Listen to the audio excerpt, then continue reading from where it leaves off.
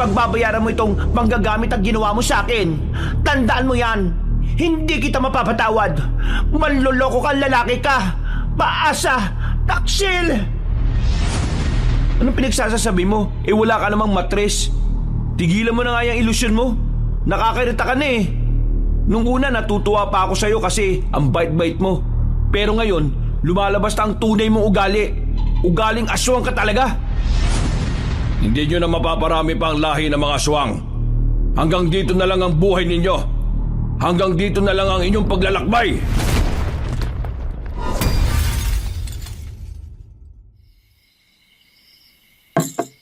Ay, buwisit ka talaga. Sinabihan na kitang huwag kang uutang sa tindahan na yon dahil nagmamadali yung magpabayad.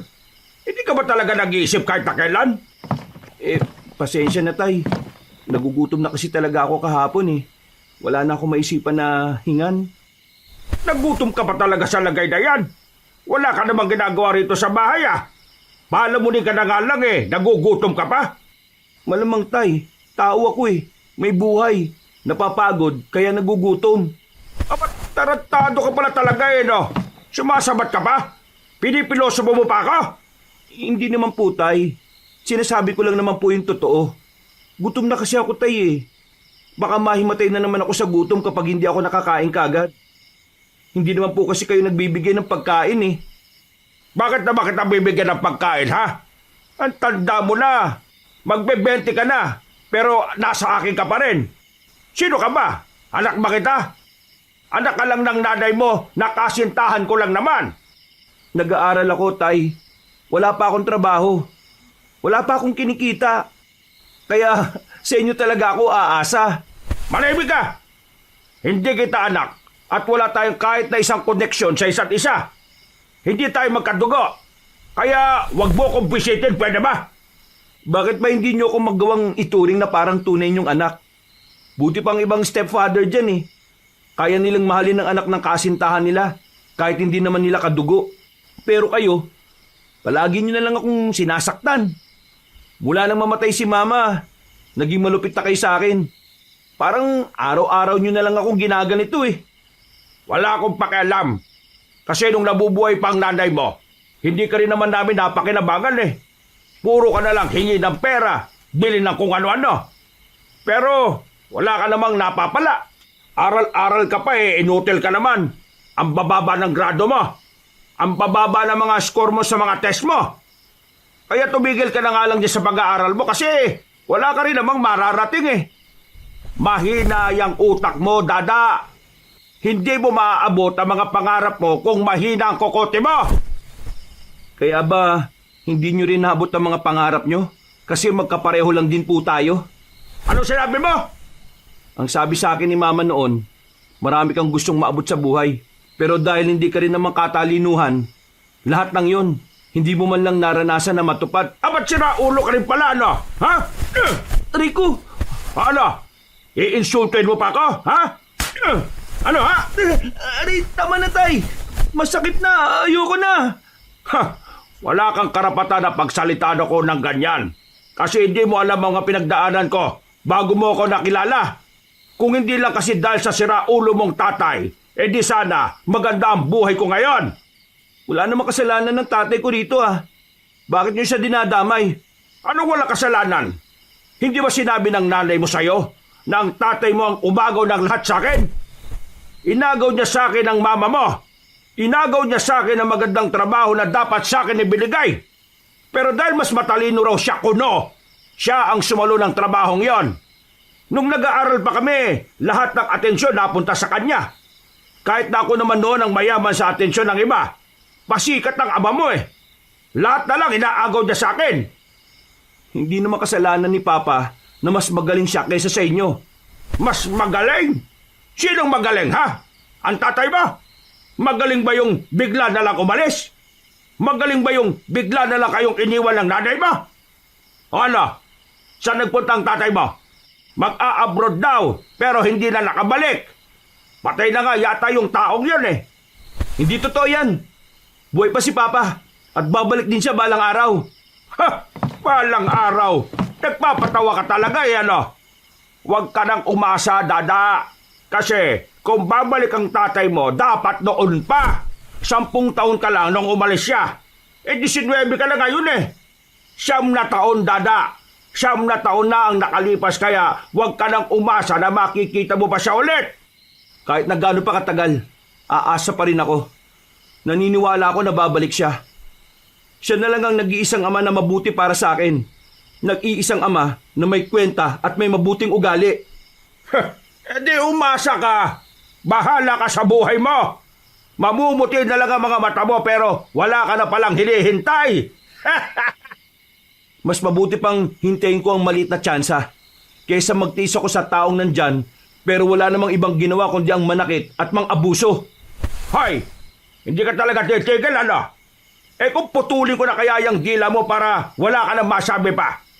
Kapag pinutol mo ang dila ko, pinatunayan mo lang na duwag kang makarinig ng mga katotohanan. Linti ka talaga. O sige, Saktan mo ko! Manhid na buong katawan ko, no? Wala na akong nararamdamang sakit kahit nasaktan mo ko ng paulit-ulit. Ikaw na lang ang mapapagod. Pero itong tatandaan mo, habang sinasaktan mo ko, hindi akong sinisira mo, kundi ang sarili mo. at bigla ka na lang nagdrama ngayon. Magtigil ka na nga. Hindi bagay sa yon, ha? Ang mabuti pa, mag-impake ka na at lumayas ka na sa bahay na ito para naman matuwa ko sa iyo. Bakit naman ako lalayas dito eh? Bahay ito ng mama ko. Ikaw ang nakikitira dito, hindi ako. Manahimik ka na nga. O di ba? Hindi mo kayang marinig ang katotohanan? Magsasalta ka ba? Nang makita kong parang aatakihin na siya sa galit kabanong, tinikom ko na ang bibig ko. Nabahala ako na baka kapag inatake siya sa puso ay ako pa ang masisi. Lumapit siya sa akin at bigla niya akong binatukan. Hindi ko na nga lang din pinatulan. Umupo na lang ako sa harapan ng pintuan habang siya ay lumabas na rin. Isang malalim na paghinga na lamang ang nagawa ko.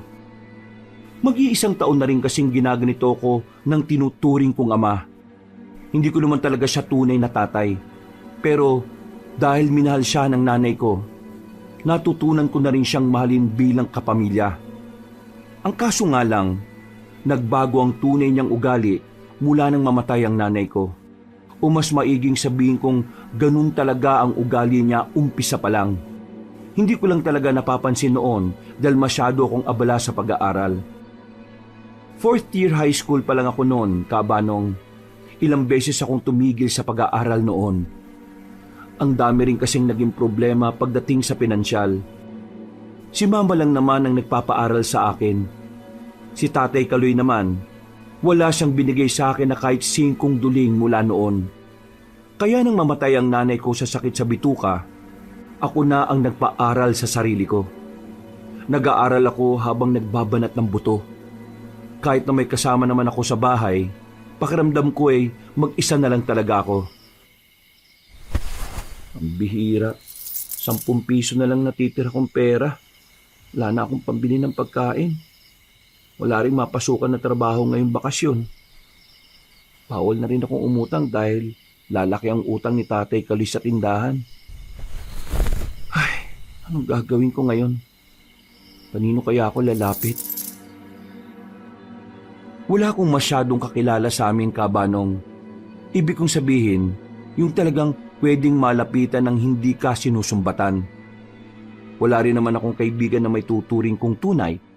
Kasi lahat ng kaibigan ko, lumalapit lang sa akin kapag meron akong pera. Naglakad-lakad ako sa baryo namin. 7:00 pa lang naman ng gabi, sa isip-isip ko, baka may makita akong kakilala ni mama na pwedeng mahinga ng tulong. Habang naglalakad ako, meron akong nakitang lugawan. Patagal na ang lugawan na yon.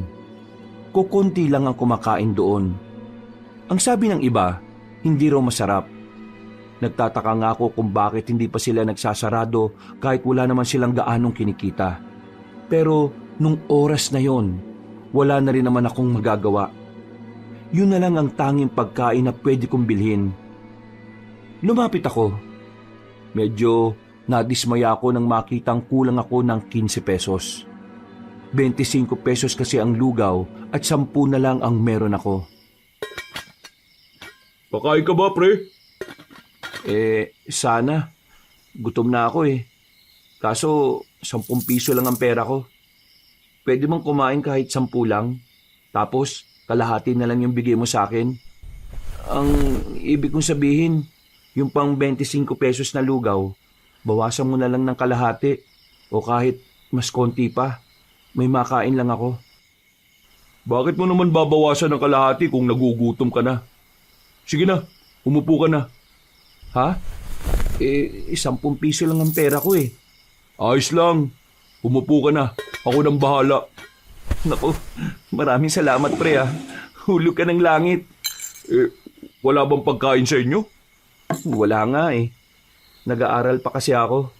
Naghahanap naman ako ng trabaho. Ang kaso, matumal ngayon. Magulang, meron ka? Magulang? Wala. Yung mama ko patay na. Sakit sa bituka. Yung totoo ko namang tatay, nag-abroad nung bata pa ako. Tapos, hindi na bumalik. Totoong tatay? Bakit? May peke ka bang tatay? Nako, wala. Pero meron akong stepfather. Hulaan ko. Hindi kayo magkasundo, no? Paano mo nalaman? May pasaka sa mukha eh. Oo nga pala, no? Alam mo, itong lugawan na ito, malapit ko na rin isara to. Oh, bakit naman? Sayang naman to. Wala na kasi si mama eh. Namatay na siya nung nakaraang buwan. Nakikiramay ako, pre. Namatay naman siya sa aksidente sa Maynila. Sa motor. Nung nabubuhay pa siya, sabi niya sa akin, isara na namin tong lugawan kasi nalulugi na rin naman. Hindi ako nakinig sa kanya eh kasi akala ko kaya ko pang isalba. Tapos, isang gabi, may tumawag. Wala na si mama. Kaya ngayon, naisip ko, isarado na tong lugawan para kahit papano, maramdaman naman ng nanay ko na sinunod ko gusto niya. Isa pa, ako na lang naman ang nandito eh. Wala na akong ibang kasama. Nag-alisa na sila nang unti-unti nang humina yung lugawan na ito. Pareho pala tayo nang walan ng nanay. Pero ang pagkakaiba lang, mas masakit yung sayo. Hindi. Pareho lang na masakit ang mawalan ng ina. Kahit na ano pang nangyari, kung paano sila nawala. Alam mo kung saan tayo pwede magkatulad? Saan? Siguro, pareho tayo sa ideyang hindi talaga natin alam kung paano tatahakin ang buhay natin nang wala ang mga magulang natin. Tama ka. Ako, 1 taon nang wala si mama eh. Kahit na kung ano-ano na ang pinagdadaanan ko, hanggang ngayon, wala pa rin akong nakukuha ang matinong sagot kung ano ba talaga yung dapat kong gawin sa buhay ko. Mag-1 taon mo na palang nilalabanan yan. Pero anong ginagawa mo para makatagal ng ganyan? Hindi lahat kaya yan eh. Baka kung ako nga, pagdating ng 1 taon eh, pariwara na ako. Paano ko nilalabanan? Sa totoo lang, hindi ko rin alam eh. Basta sa bawat pagdilat ng mga mata ko sa umaga, palagi ko lang iniisip na hindi ko sasayangin ang sakripisyo ng magulang ko. Kapag ganun ang iniisip ko, nagkakaroon ako ng kaunting pag-asa para magpatuloy. Nakakahanga ka pala pare. Maraming salamat ha. Kasi kahit na papaano, binigyan mo ako ng pag-asa. Nakakatuwa kasi wala namang espesyal sa kwento ko pero mukhang na-impluwensyahan kita. Pre, nakaka-inspire yung kwento mo. At tumahanga ako sa mga ganyang tao. O sige, kain ka pa ha.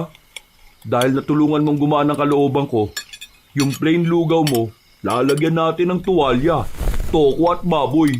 Wala nga lang itlog kasi wala akong nailaga kanina eh. Nako, baka malugi ka na niyan ha.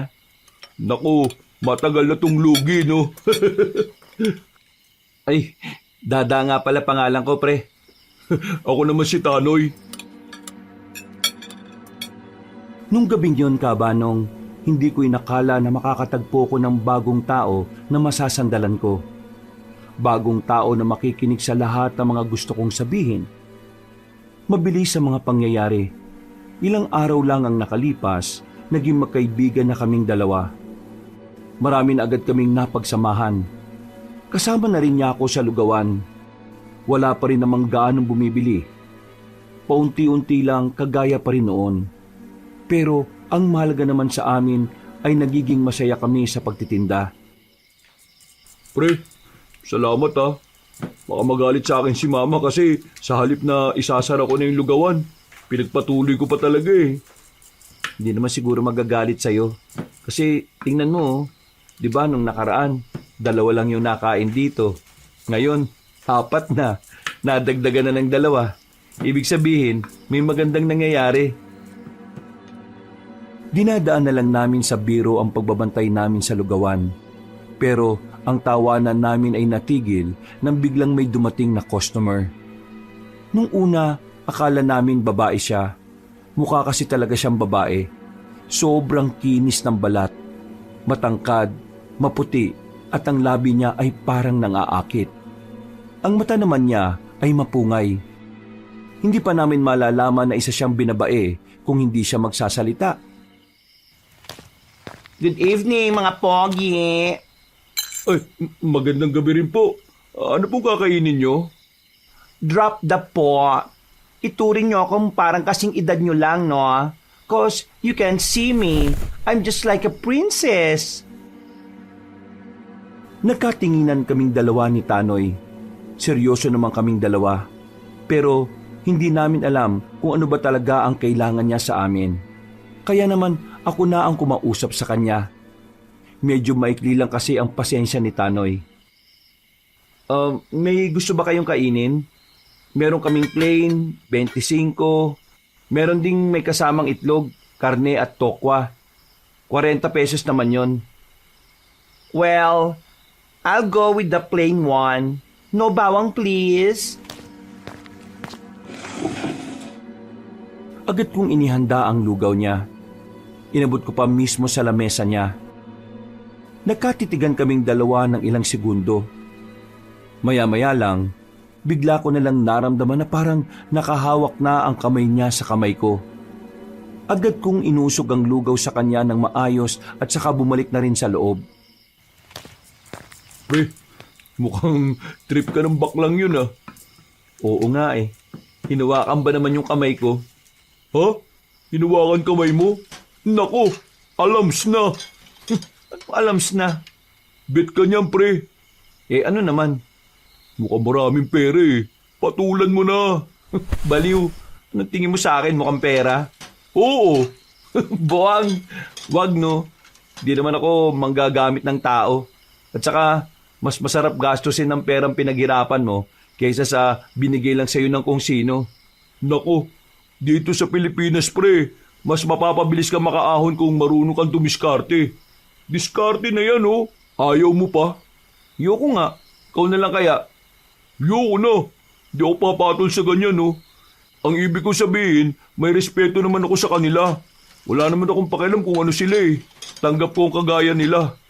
Pero sa pananaw ko, babae lang talaga ang pwede kong magustuhan. Tapos, ako itutulak mo sa kanya. Sira din pala tuktok mo eh, no? Habang nag-uusap kami ni Tanoy, ay nakita naming nakatingin siya sa aming dalawa. Ngumiti siya sa akin. Maganda ang ngiti niya na parabang inaakit akong lumapit at kausapin siya. Pero pinigilan ko ang sarili ko. Hindi dahil ayaw ko sa kanya, kundi dahil hindi ako sanay sa mga ganong uri ng eksena. Makalipas ang ilang minuto, natapos na rin kumain ng customer namin. Inabot niya sa akin ang pera at saka nagpakilala siya. By the way, my name is Violet. And you are... Ha? Ano daw pangalan mo, pre? Ha? Pangalan ko? Siya si Dada. Oo, Dada ang pangalan niya. Parang timang to. Dada, parang dadamhin ko ang pag-ibig mo araw-araw. Ngumiti siya sa akin ulit ng matamis at saka naglakad na rin siya palayo. Akala ko nakakalimutan niya ang sukli niya kaya hinabol ko pa siya.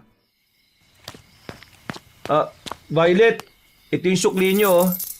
No, iyon na yan. Ha? Bakit? Para yan sa mga kagaya mong masipag at gwapo. Tumawa siya ng mahina at naglakad na ulit.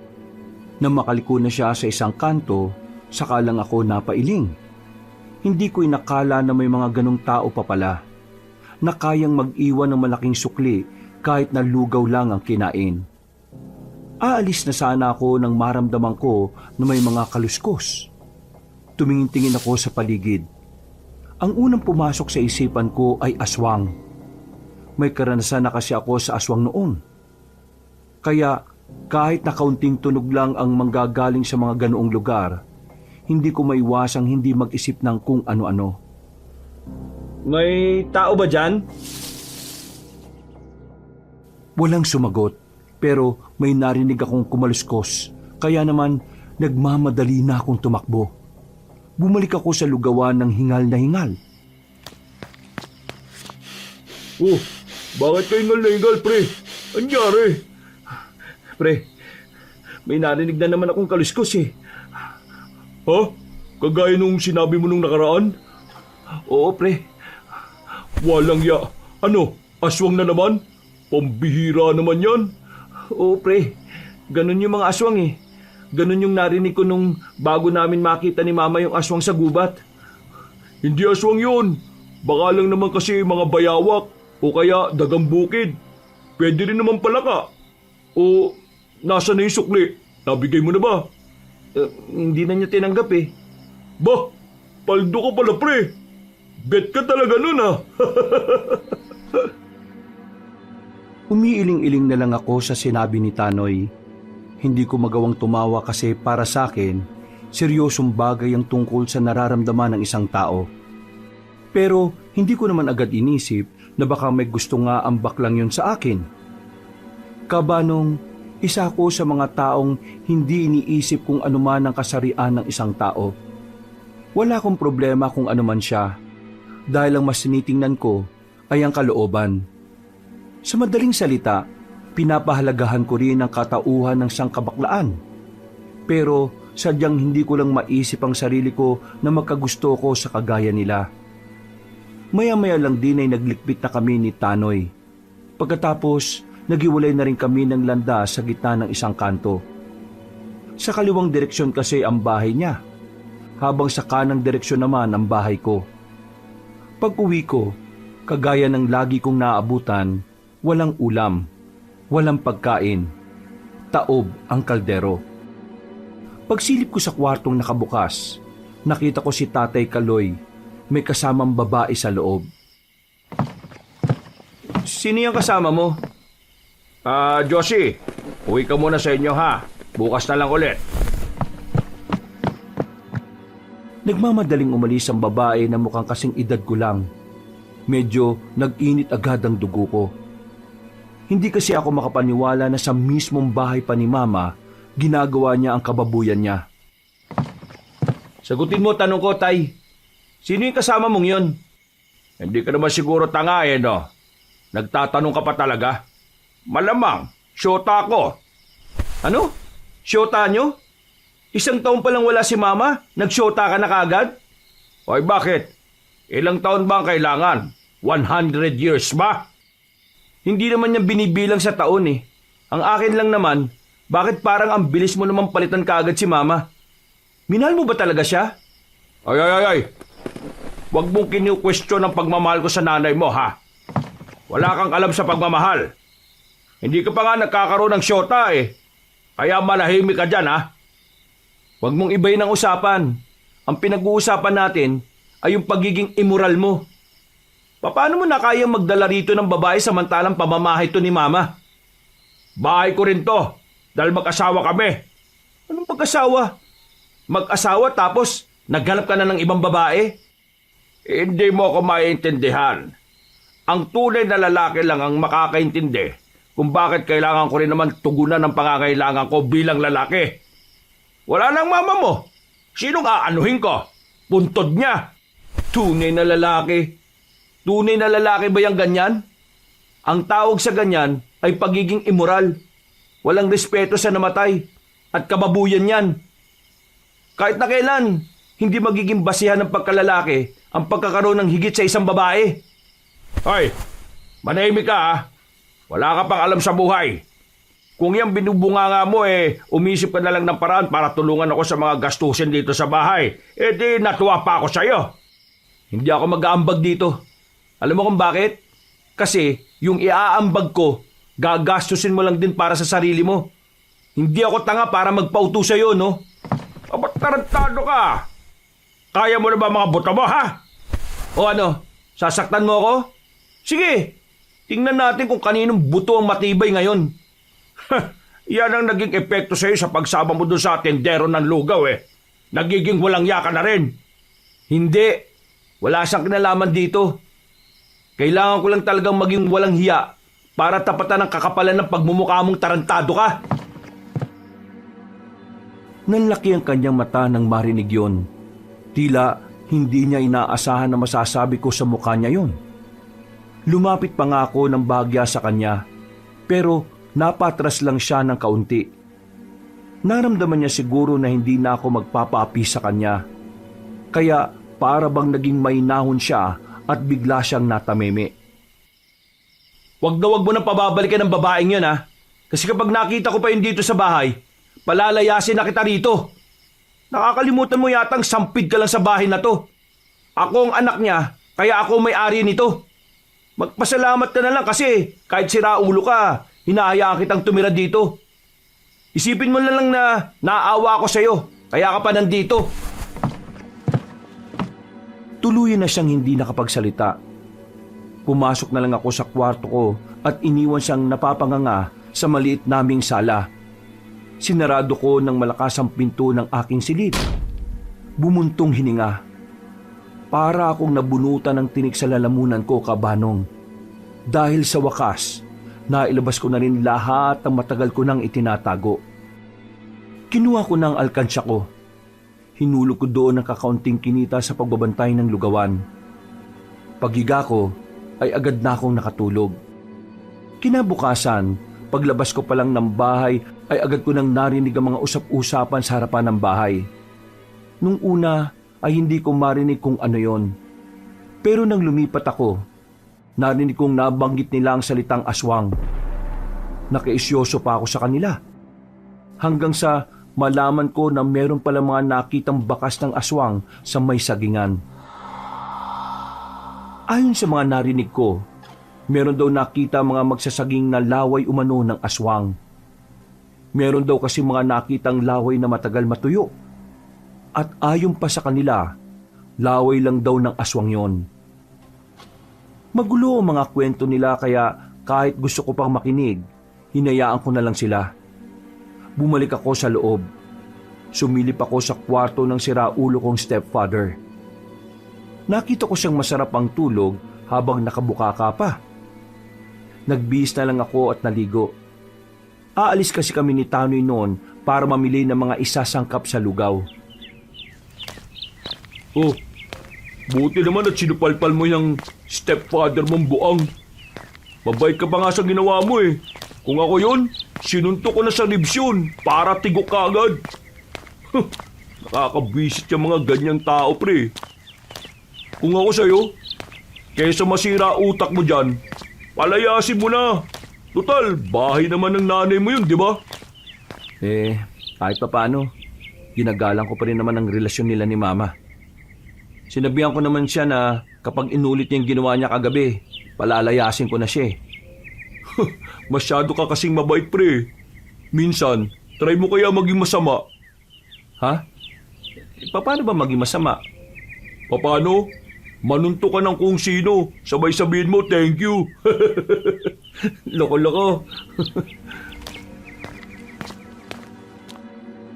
Nang merong mapadaan ng mga kabataan sa harapan namin, napatigil kami ng pag-uusap. Naging interesado kasi ako sa narinig ko. Nabanggit kasi nila ang aswang.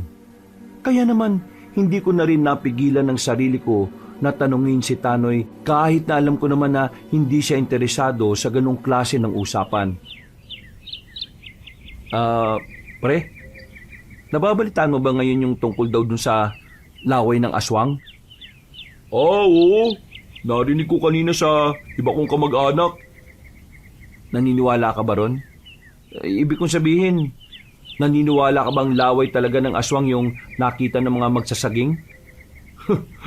Alam mo pre, nasabi ko na sa'yo na maniniwala lang ako talaga kapag ako na mismo nakakita sa aswang. Kung sa bagay, mahirap naman talaga sabihin na totoo sila kung hindi naman sila nagpapakita. Basta ako, nakakita na ako ng aswang. Gumising na lang sa akin si Tanoy. Nang may mapadaan na tricycle ay agad na rin kaming sumakay.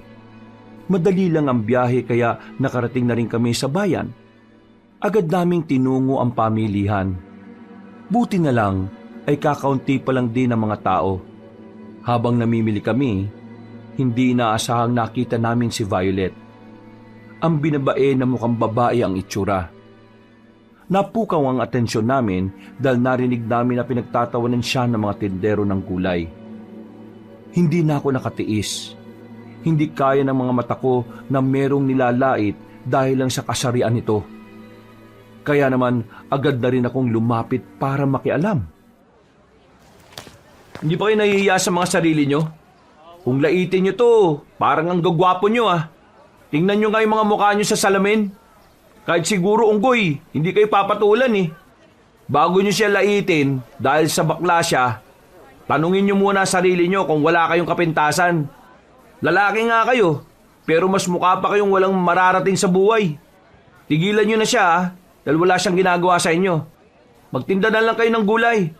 Baka sakaling yumaman pa kayo. Tila natameme ang mga lalaki sa sinabi ko. Mas matatanda pa sila sa akin pero hindi ko na inintindi ang edad.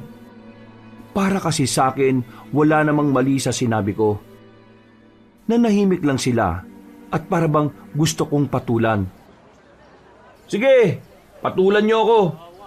Pinatunayan niyo lang na magagaling lang kayong manglait pero kapag kayo ang nilalait para kayong mga batang nagmamaktol at umiiyak. Tuluyan na silang natameme. Naglakad na lang kami paalis. Naramdaman ko na lang na sinundan na pala ako ni Violet. Nakangiti siya ng malapad sa akin. Namumula ang muka. Maraming salamat sa ginawa mo ah. Hindi ko inakala na may mga lalaki pa palang kagaya mo. Wala yon. Ginawa ko lang naman kung ano ang tama eh. Normal lang yon, walang espesyal. May gagawin ka ba? Gusto sana kitang ilibre bilang pasasalamat ko sa'yo. Ha? Ilibre? Sige na pre, sama ka na sa kanya. At ako na lang muna ang bibili ng mga kailangan natin.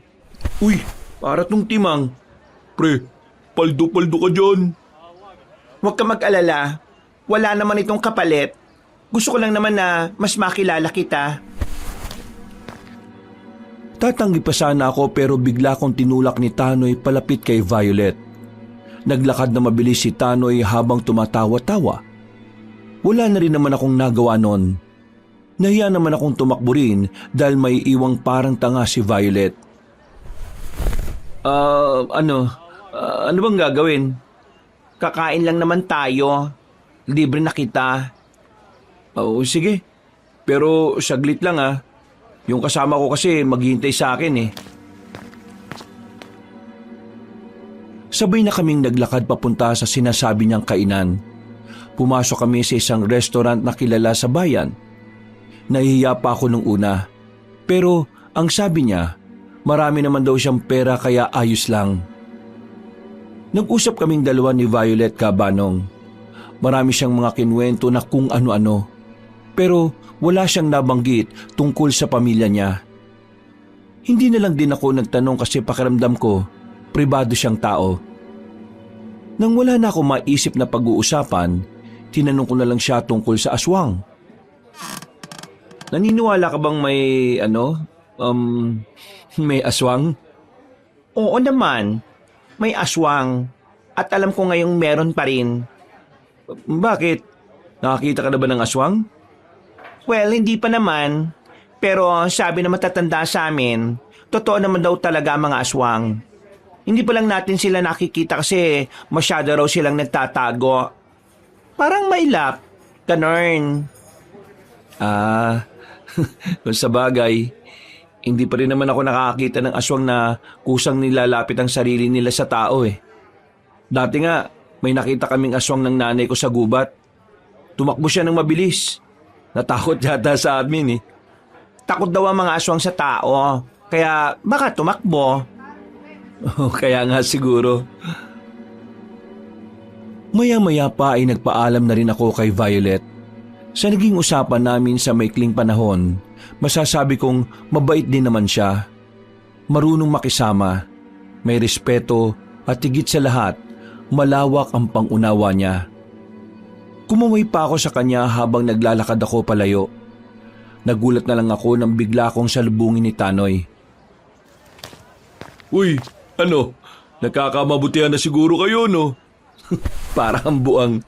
Nag-usap lang naman kami sa kung ano-anong bagay. Walang mali siya yun, no? Talaga? Walang mali siya?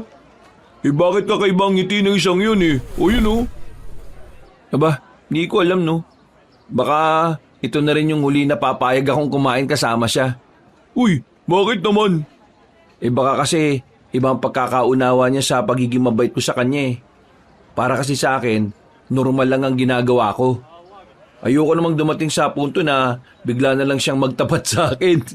Wow, sobrang lakas ng fighting spirit mo dyan, pre ah.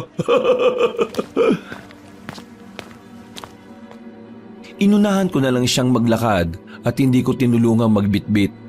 Dakong hapon na makabalik na kami sa baryo. Nagpaalam na muna ako kay Tanoy.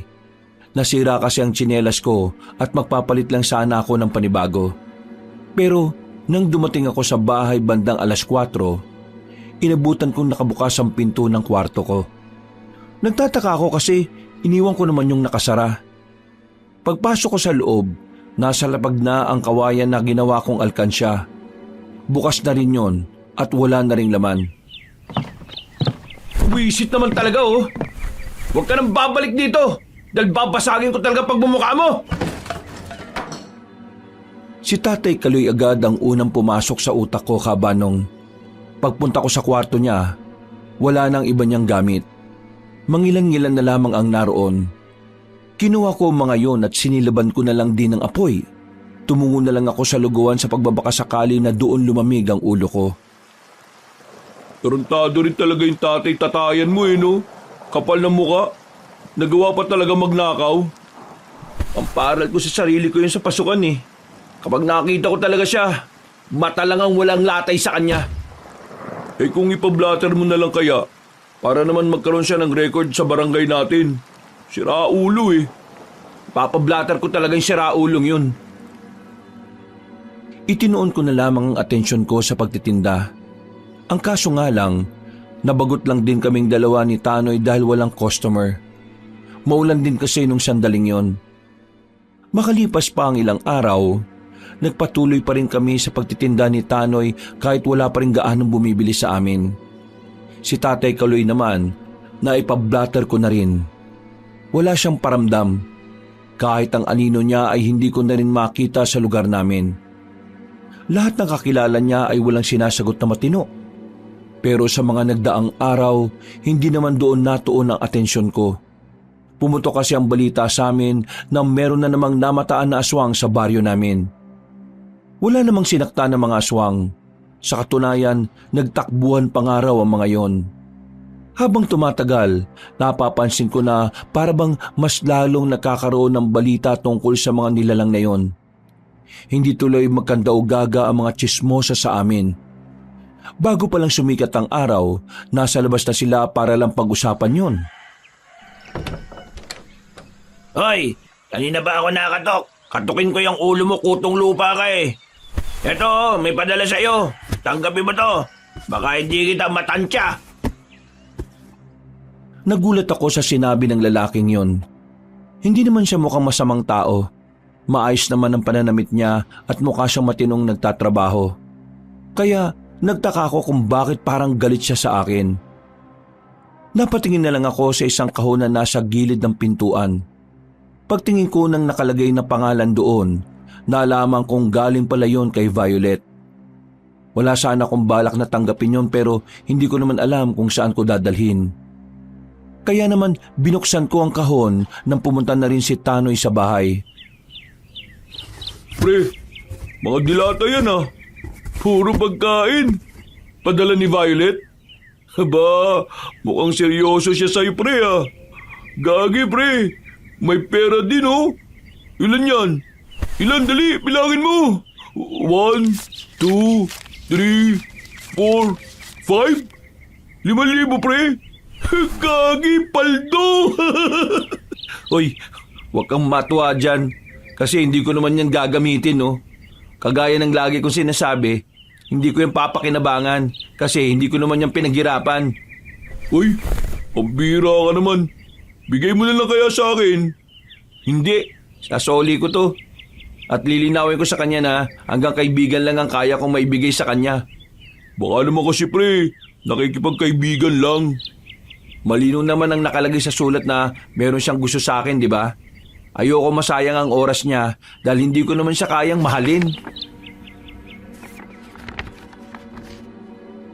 Isang malalim na buntong hininga na lang ang nagawa ko, Kabanong. Kinabahan ako bigla.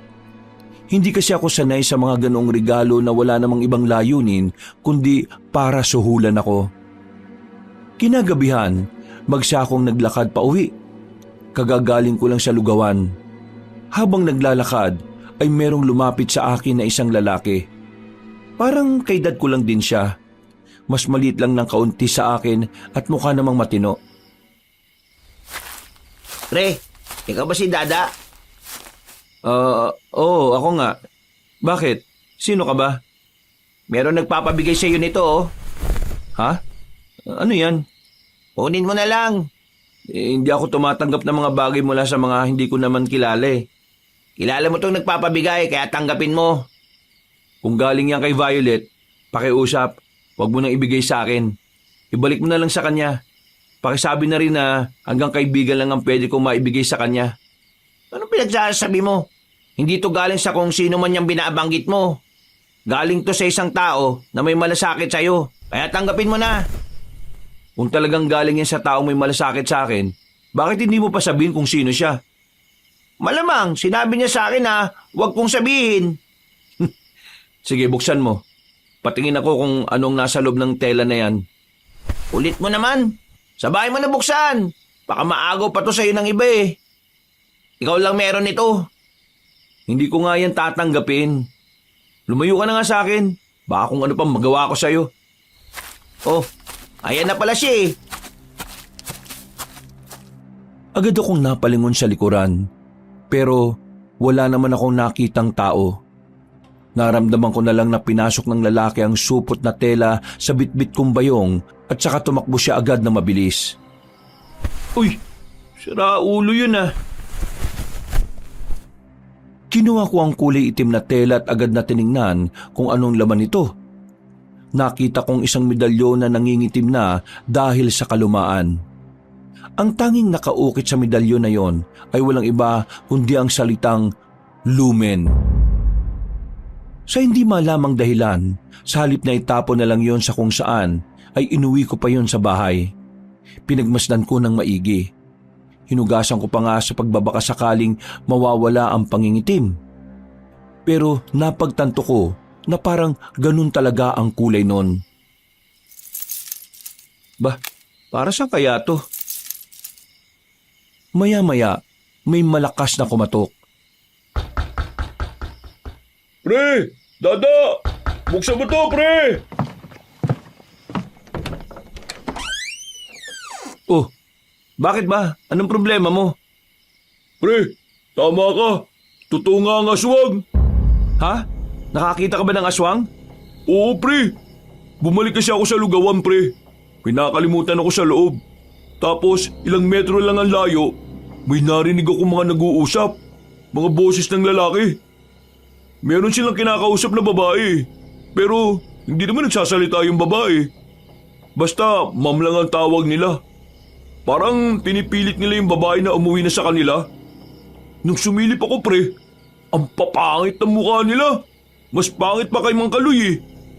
Pero pre, mukha talaga silang halimaw. Hindi sila pangkaraniwan, pre. Tingin ko, yung pinapauwi nilang babae, parang mataas yung posisyon eh. O baka, prinsesa ng mga aswang yun. Ano? Totoo ba yung mga pinagsasasabi mo? Pre, ako na to, no? Kilala mo ako. Hindi naman ako gagawa ng ganitong kwentong basta-basta.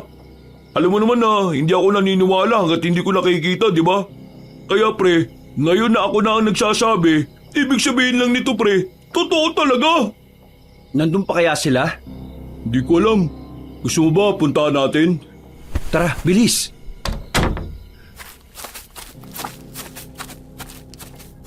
Nakalimutan namin magdala ng kahit anong patalim ng mga sandaling yon. Dahil kasi sa paniniwala naming takot ang mga aswang sa mga tao. Naging kampante kami na wala namang mangyayaring masama sa amin. Bumalik kami ng lugawan. Tinungo namin kung saan ang sinasabi ni Tanoy. Pero wala na roon ang sinasabi niyang aswang. Inilawan namin ang mismong tinayuan ng mga aswang at sa baba, nakakita kami ng mga laway na parang malapot at malagkit. Natapakan pa naming dalawa. Liblib na dito pre. Mukhang kailangan na natin bumalik. Sapat na sigurong alam natin na totoong nandito sila kanina. Oo, baka mamaya mapahamak pa tayo sa ginagawa natin. Paalis na sana kami, pero napukaw ang atensyon namin na hanapin kung saan nagmumula ang mga yabag ng paa. Hanggang sa hindi na namin namalayan, nakarating na pala kami sa mga lagas na puno. Dito na namin nakita ang grupo ng mga aswang. Sa pagkakabilang namin, nasa 7 aswang sila. Meron silang kasamang babae na hindi naman namin makita ang mukha dahil nahaharangan ng mga aswang. Base sa nakikita ko, tila inaalalayan ng mga aswang ang babaeng yon. Sabi ko sa'yo pre, di ba? Kasama ba talaga nila yung babae? Baka mamaya binihag pala nila. Hindi, kasama nila yan. Kanina naririnig ko pa silang kinukumbinsi nga nila yung babae na umuwi na sila eh. Maya-maya lang, kinabahan kami nang makita naming tumigil sila sa paglalakad. Bigla na lang nilang itinutok sa direksyon namin ang mga dala nilang lampara. Napatakip na lang kami ng bibig. Pinilit naming hindi makagawa ng kahit na anong ingay. Pero sa kasamaang palad, biglang tumunog yung barya na nasa bulsa ko. Dahil doon, naalarma ang mga aswang. Pinaunan nilang maglakad ang babae, habang ang 4 sa mga yon ay marahan ang naglalakad patungo sa kinalalagyan namin. Bakit ba tayo nagtatago? Di ba ang sabi nila, takot naman ang mga aswang sa mga tao? Harapin na natin sila. Wag, baliw ka ba? Mas lalo kong kinabahan ng lumabas si Tanoy sa pinagtataguan namin. Hawak-hawak lang ang manipis na sanga at sinubukan niyang sindakin ang mga aswang. Hoy, mga aswang! May binabala kayo masama, ano? Umalis kayo sa lugar namin! Shoo! Shoo! Shoo! Nang makita naming tila hindi naman natutuwa ang mga aswang sa ginagawa namin, dito na namin napagtanto na hindi pala talaga totoo na takot sila sa mga tao. Mas lalo lang silang nagalit. Kung itaboy kasi yun ni Tanoy ay para bang mga aso lang ito. Pre, hindi sila nasindak. Anong gagawin natin? Di, takbo!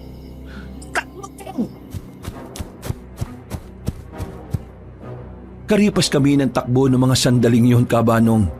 Pero laking pagtataka namin nang hindi naman nila kami hinabol.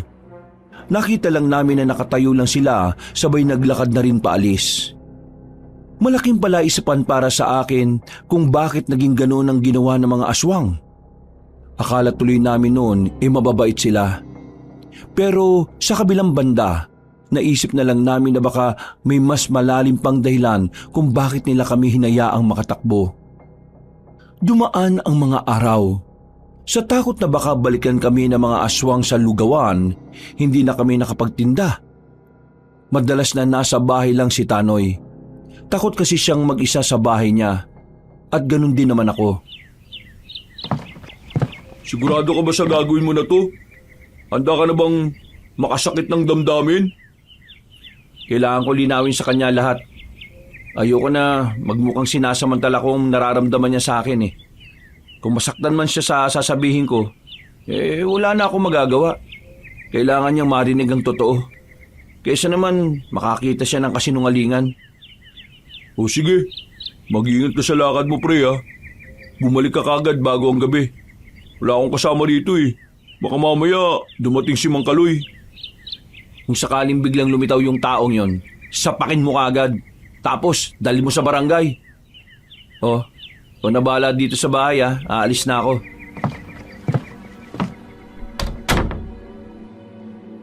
Alas 3 pa lang naman ng hapon noon, kaya malakas pa ang loob kong lumayo ng baryo. Meron kasi kaming napag-usapan ni Violet na makikita kami.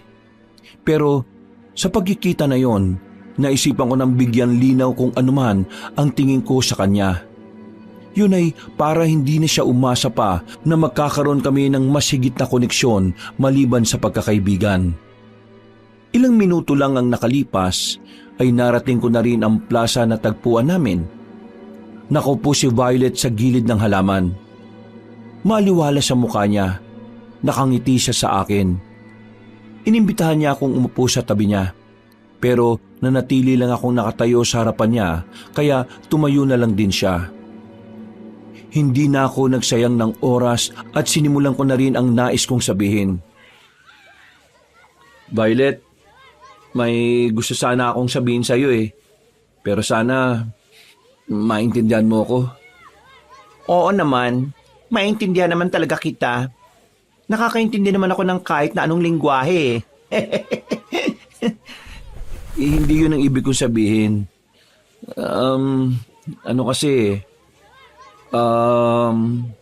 Hindi ko gusto na nagpapadala ka sa akin ng kung ano-ano.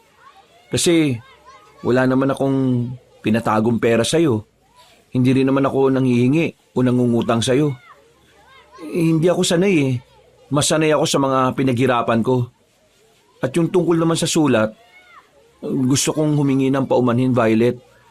Pero hanggang pagkakaibigan lang talaga ang kaya kong ibigay sa'yo. Hindi ko na kayang higitan pa ron. Kaya sana maintindihan mo ko. Bakit ayaw mo sa akin? Dahil ba bakla lang ako? At hindi ako tunay na babae? Hindi naman sa ganun. Hindi naman naging problema para sa akin kung anumang kasarian mo. Ang problema kasi, wala akong ibang nararamdaman para sa'yo eh. Nung unang makita pa lang kita, parang kaibigan lang talaga ang tingin ko. Kung ganon, ano yung ginawa mo sa akin? Yung pinagtanggol mo ako sa mga nalalait sa akin? Bakit mo ginawa yon? Bakit ang bait mo sa akin? Kagaya nga ng sinabi ko, Violet, normal lang naman sa akin yon. Kahit na sinong lalaki, gagawin yon kapag nakakita sila ng inaapi. Kaya sana, huwag mong bigyan ng ibang kahulugan yon. Dada, baka naman pwedeng subukan natin. Subukan mo lang naman na mahalin ako. Malay mo naman, matutunan mo akong mahalin, di ba? Violet, hindi naman na pag-aaralan ng pagmamahal eh. Kusa mong mararamdaman yan sa taong tunay mong mamahalin.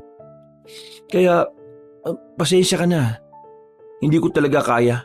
Pinaasa mo lang pala ako. Ha? Hindi kita pinaasa, Violet. Kung ano man ang mga pinakita kong kabaitan, ganun talaga ako sa lahat. Kunwari ka pa. Pareho ka lang din ng kaibigan mo na pera ang habol sa akin. Siguro, kaya bigla kang umatras kasi nalaman mong kapag pinirahan mo ako, kailangan maging kasintahan kita. Ha? Hindi ganun yun. At kahit na kailan, ay hindi yun magiging ganun. Unawain mo naman ang sinasabi ko, Violet. Wala akong nararamdaman na kakaiba para sa'yo, maliban na lang sa bilang kaibigan mo. Umamin ka. May nakita ka ng babae, ano? Ay, pambihira naman. Mas pinili mo ang babae kasi ang babae may tahong. Ako, talong. Di ba tama ako? Hindi na maganda ang mga sinasabi mo, Violet, ha? Hindi mo ko naiintindihan eh.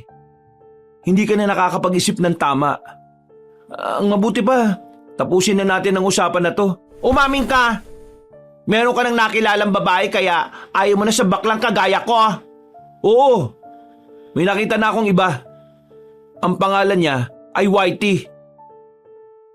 Sinabi ko na lang yun sa kanya para kahit papaano ay tuluyan ng mawala ang pag-asa na pinanghahawakan niya. Masakit sa akin ang ginawa ko. Pero tingin ko, kailangan ko talagang gawin yon para matigil na ang kahibagan niya. Lumapit siya sa akin ng bahagya. Masama ang tingin niya sa akin na parabang bigla siyang mananakmal. Whitey pala ha? Mahilig ka pala sa white. Ayaw mo sa violet kasi kakulay ng talong. Ano? Maganda ba? Matangkad? Sexy?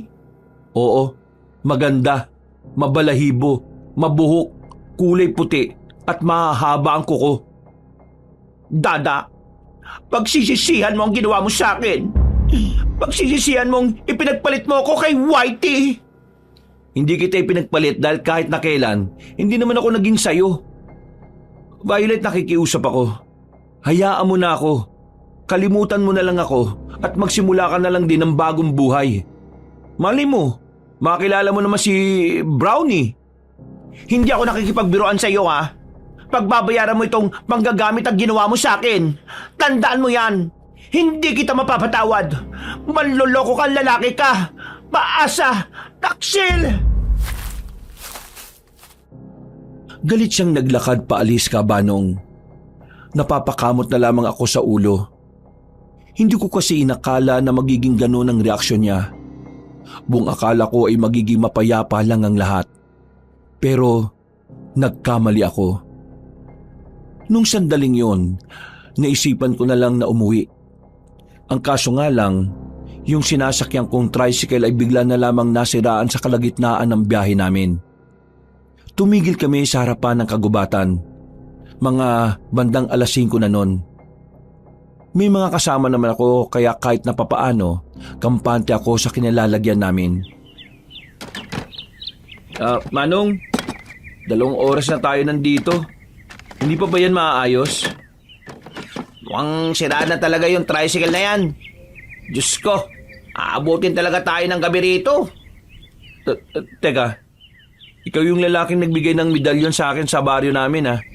Sinusundan mo ba ako? Ano? Sinusundan? Ayos ka lang. Nakasakay din ako, no? Nasa loob ako. Kanina pa ako nandito eh. Ganun ba? Alam mo na pala na medalyon ng laman nun. O nasa na? Nasa bahay. Nasa bahay? Bakit hindi mo dinadala? Aba, malay ko ba kung para saan yun? Wala ka namang sinabi. Baka mamaya balasin ako doon. Ha? Hindi ko ba sinabi? Wala ka nga sinabi. Bigla mo na lang nilagay sa bayong ko na akala mo talaga kung sino ka. Para saan ba talaga yun? At sino ka ba? Sino rin yung sinasabi mong nagpapabigay nun? Ang medalyon na yon ay pangontra sa mga aswang. Ha? Pangontra sa mga aswang? Paano? Isasampal ko sa mukha nila yung medalyon? Abag dala-dala mo yon, maiilang o magdadalawang isip ang mga aswang na lumapit sa'yo. Sa pinagsama-samang ritual ng albularyong mabaho ang utot, nakabuo ng medalyon ng pangontra kung saan magdudulot yun ng sakit ng ulo sa mga aswang kapag tinangka nilang lumapit. Kailangan ba talagang sabihin yung mabaho ang utot? Wag mo nang pansinin yun. Ang sinasabi ko lang, dapat suot-suot mo yun. Pinaghirapan niyang gawin yun para sa'yo eh. Sino ba kasi yung sinasabi mo? At ikaw, sino ka? Ako si Romel, isa ako manunugis. Manunugis ng ano? Ng aswang! Sa sinabing niyang yun, ay sandali akong natameme. Pinagmasdan ko ang buong katawan niya. Napansin ko na may mga burloloy siya sa katawan. Meron nga rin siyang panyo na pula na nakatali sa kaliwang braso niya. Basta hindi normal ang pormahan niya. Para talagang nakatira sa kung saang malayong lugar. Mukha namang seryoso ka sa sinasabi mo, di ba? Bakit? Mukha ba ako nagbibiro, Dada? Umanunugis ka ng aswang, di alam mo pala na may aswang sa gubat malapit sa baryo namin.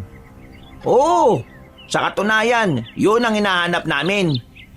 Sino ba kasi yung sinasabi mo? Kanina pa ako tanong ng tanong. Malalaman mo rin kapag nagkaharap na kayo. Basta ang malaga, sa oras na makabalik ka sa inyo, suotin mo yung medalyon. Poprotektahan ka nun sa kahit na anong tangka ng aswang sa buhay mo. Magsasalita pa sana ako pero bigla na lang may napadaan na tricycle. Dahil dumami ang mga naghihintay na pasahero sa gilid ng kalsada, nakipag-unahan ako sa kanila. Naitulak ko pa nga ang isang alien nang hindi ko sinasadya. Pagtingin ko kay Romel, nakita kong nakatayo lang siya. Hindi siya sumunod sa akin. Nakangiti lang at tumatango-tango. Wala akong naramdaman na kahit na anong panganib sa lalaking yon. Hindi ko nga rin alam kung bakit parang matagal ko na siyang kilala. Pag-uwi ko sa bahay, kasimpangit ng mukha ni Tatay Kaloy ang bumungad sa aking balita. Walang hiya talagang taong yun. Napakatarantado. Dinamay niya pang kunin yung medalyon eh. Hindi naman ginto yun. Tanso lang yun. Yung sabi niya, kukuskusin niya na lang daw para maging ginto na talaga eh. Kukunin ko sana yung kaso bigla siyang naglabas ng kutsilyo. Tinutukan niya ako pre. Wala akong nagawa kaya hinayaan ko na lang kunin yung mga gamit niya. Pati yung medalyon na sinasabi mo. Kasalanan ko pre ah. Hindi ko siya nasuntok agad sa mukha eh. Wala kang kasalanan. Nagpapasalamat pa nga ako sa'yo kasi hindi mo siya hinayaan makapasok sa kwarto ko. Baka kung ano pang kinuha niyan dun eh. Para saan ba yung medalyon na yun? Sabi nang nagbigay sa akin, pangontra daw yun sa aswang. Basta, kung suot ko daw yun, hindi daw ako malalapitan ng mga nilalang na yun. Kung ganun sayang pala yung medalyon. Magagamit sana natin. Lalo na ngayon na nakita ng mga aswang ang mukha natin. Hayaan mo na pre. Huwag na lang siguro tayong lumayo sa baryo para makaiwas sa kapahamakan. Naiinis lang ako kay Tatay Kaloy eh. Kung alam ko lang na may naiwanan pala siyang mga gamit dyan, edi sana sinama ko na sa pagsunog. Malalim na paghinga na lang ang nagawa ko, Kabanong. Makalipas ang ilang sandali, pinauna ko nang matulog si Tanoy. Ako naman ay nakatambay lang sa tapat ng bahay namin. Nagmumuni-muni habang umiinom ng kape. Hindi pa rin kasi mawala sa isipan ko ang mga sinabi sa akin ni Violet. Kahit papaano, nakaramdam ako ng konsensya. Pakiramdam ko, kasalanan ko kung bakit siya nagkaganon. Nang maubos ko na ang kape ko, naisip ko na lang sanang pumasok sa loob. Pero nagulat na lang ako nang biglang may mga dumating na kalalakihan sa bakuran namin. Lumapit sila agad sa akin. Magsasalita pa lang ako, bigla namang may sumuntok sa bato ko. Sa lakas ng suntok ay agad akong nawala ng malay. Nagising na lang ako nang nakatali na ako sa puno ng nyog. Ramdam ko ang lamig ng klima. Pagtingala ko, nakita kong bilog ang buwan kaya maliwanag ang paligid. Sa gilid ko naman ay may mga kalalakihan na nakaupo. Tila nag-aabang lang ang mga yon na magising ako. May dumating naman na matandang babae. Sa pagkakatansya ko, nasa edad 60 na siya hanggang 65. Mabuti naman at nakamalay ka na, iho. Akala ko mapipilitan na akong gilitan ka bago ka pa magising. Teka, sino ba kayo? Nasaan ba ako? Anong gagawin niyo sa akin? Ako si Minda. Ako ang lola ni Violet. Lola ni Violet? Bakit niyo ako dinala rito? Anong meron? Hindi mo talaga alam ang dahilan, iho? Hindi. Kaya nga ho ako nagtatanong eh. Dinala kita rito para makatikim ng leksyon. Pinayak mo ang apo ko. Ho? Pinaiyak? Wala naman akong kasalanan sa kanya eh. Sinabi ko lang naman ang totoo. Hindi niya lang talaga matanggap na hindi ko siya gusto. Ang dami mong sinasabi. Ang sabihin mo na lang, pinagpalit mo siya kay Whitey. Ginamit mo lang ang pera na meron siya. Manggagamit talaga kayong mga tao. Hindi yan totoo. Hindi ko siya ginamit. Siya lang naman ang nag-iisip na gusto ko siya eh. Kusa siyang nagpadala ng kung ano-ano. Hindi ko nga ginagalaw ang mga yun eh. Nandun sa bahay. Wala na akong pakialam sa mga sasabihin mo. Ayoko sa lahat ay ang sinasakta ng tagapagmana ng angkan namin. Humanda ka ngayon. Tanggapin mo ang galit ng mga aswang. Mga ano? Bingi ka ba? Ang sabi ko, mga aswang! mga aswang kayo? Agad na nagtindigan ang mga balahibo ko nang marinig ko yung kabanong. Nakita ko na lang ang mga lalaking nagpalit na rin ng anyo. Diyos ko, mga aswang nga! Sige na mga bata, kainin nyo ang isang yan. Wala kayong ititira. Ngat-ngatin nyo kahit ang buto niya. Ganyan ang napapala ng mga taong manggagamit at nananakit ng damdamin ng aking pinakamamahal na apo. Teka, sandali lang! Naglakad na rin paalis sa matandang babae. Naiwan sa akin ang 5 aswang na nakapalibot. Tumutulo na ang malalapot nilang laway. Nakita ko na rin parang humaba ang mga kuko nila. Sobrang kabado ko nung mga sandaling yun, kabanong. Pakiramdam ko, maiihina ko sa kaba. Unti-unti na silang lumalapit. Nagdarasal na lamang ako noon na sana may malaking himala na mangyari. Nang lalantakan na sana nila ako, narinig ko na lang na merong dumating. Pagdilat ko, isang lalaki na nakasuot ng kulay itim. Marami ding burloloy sa katawan. Pero hindi yun si Romel. Iba siya, mahaba ang buhok at parang kulay puti na rin.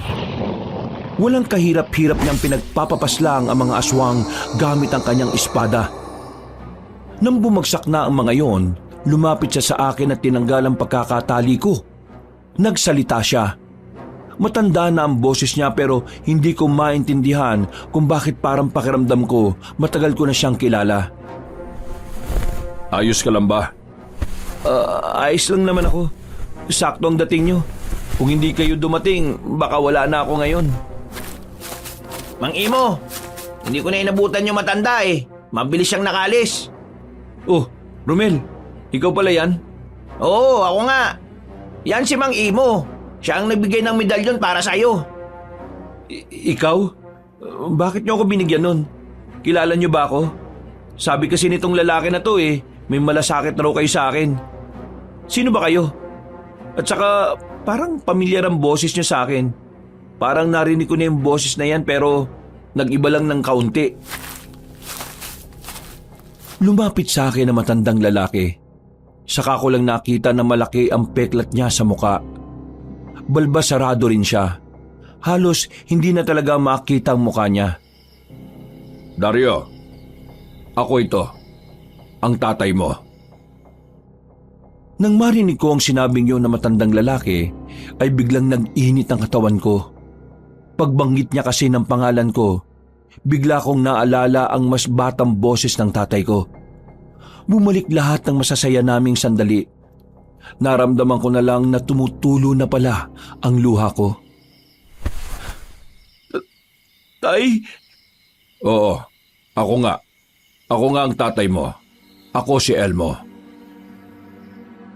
Hindi ko maipaliwanag ang nararamdaman ko ng mga sandaling yon.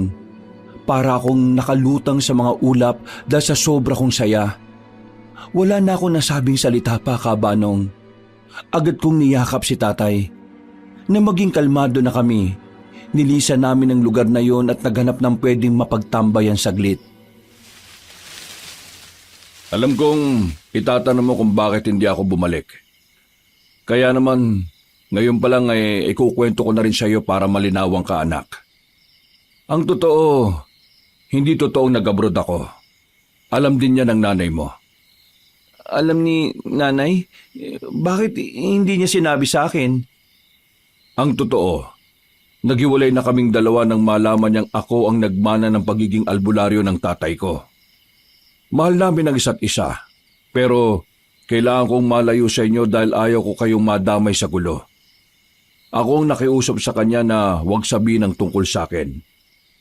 Inisip ko kasi na mas maganda nang wala kang nalalaman para hindi ka magkaroon ng interes sa mga aswang.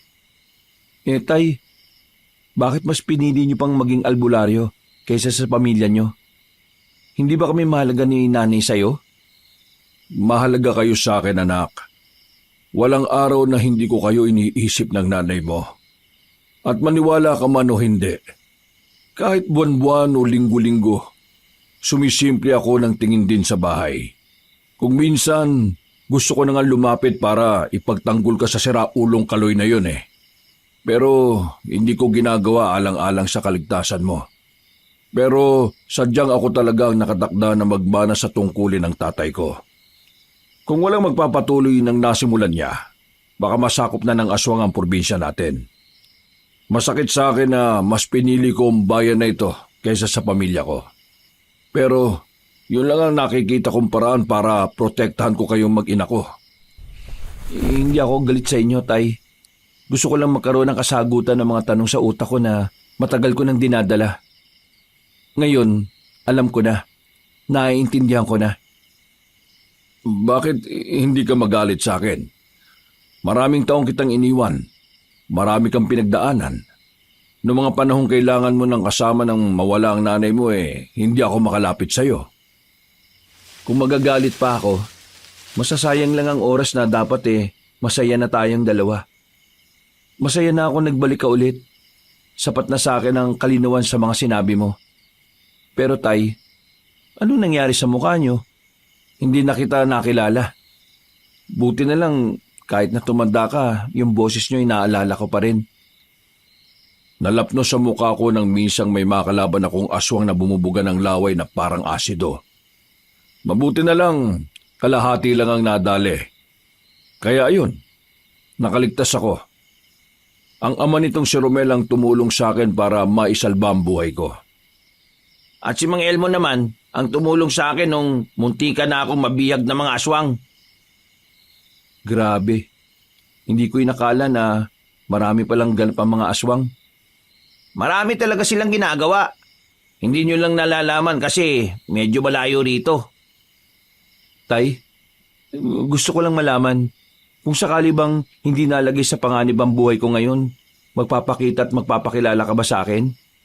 Oo anak, dahil nitong mga nakaraan nabantayan kita at nalaman kong nagkaroon ka ng interaksyon sa mga aswang. Lalong-lalo na doon kay Violet. Kaya napilitan na ako magpakita sa'yo. Pero kung sakaling naging payapa ang buhay mo, mananatili lang akong nakamasid sa'yo sa malayo. Naintindihan kita, Tay. Sino ba yung matanda kanina? Ang sabi niya apo daw niya si Violet. Ang matandang yon ay ang pinuno ng mga aswang sa silangan. Nakarating na sila rito dahil sa apo niyang gumagala-gala. Malas ko nga Ako yung natipuan niya. Akala pa niya may gusto ako sa kanya. Hindi niya matanggap na hanggang kaibigan lang ang tingin ko sa kanya. Anak, sumama ka sa amin. Sumama? Saan? Kung saan nakatira ang mga manunugis, mas ligtas ang buhay mo ron. Tay, pwede ko bang isama yung kaibigan ko? Si Tanoy? Ang kaibigan mong may lugawan? Oo, Tay. Siya nga. Wala na kasi siyang mga magulang Hindi rin naman siya iniintindi ng mga kamag-anak niya. Ako na lang ang nakakasama niya palagi. Hindi ko siya kayang iwan na lang bigla Walang problema. Sige, isama mo.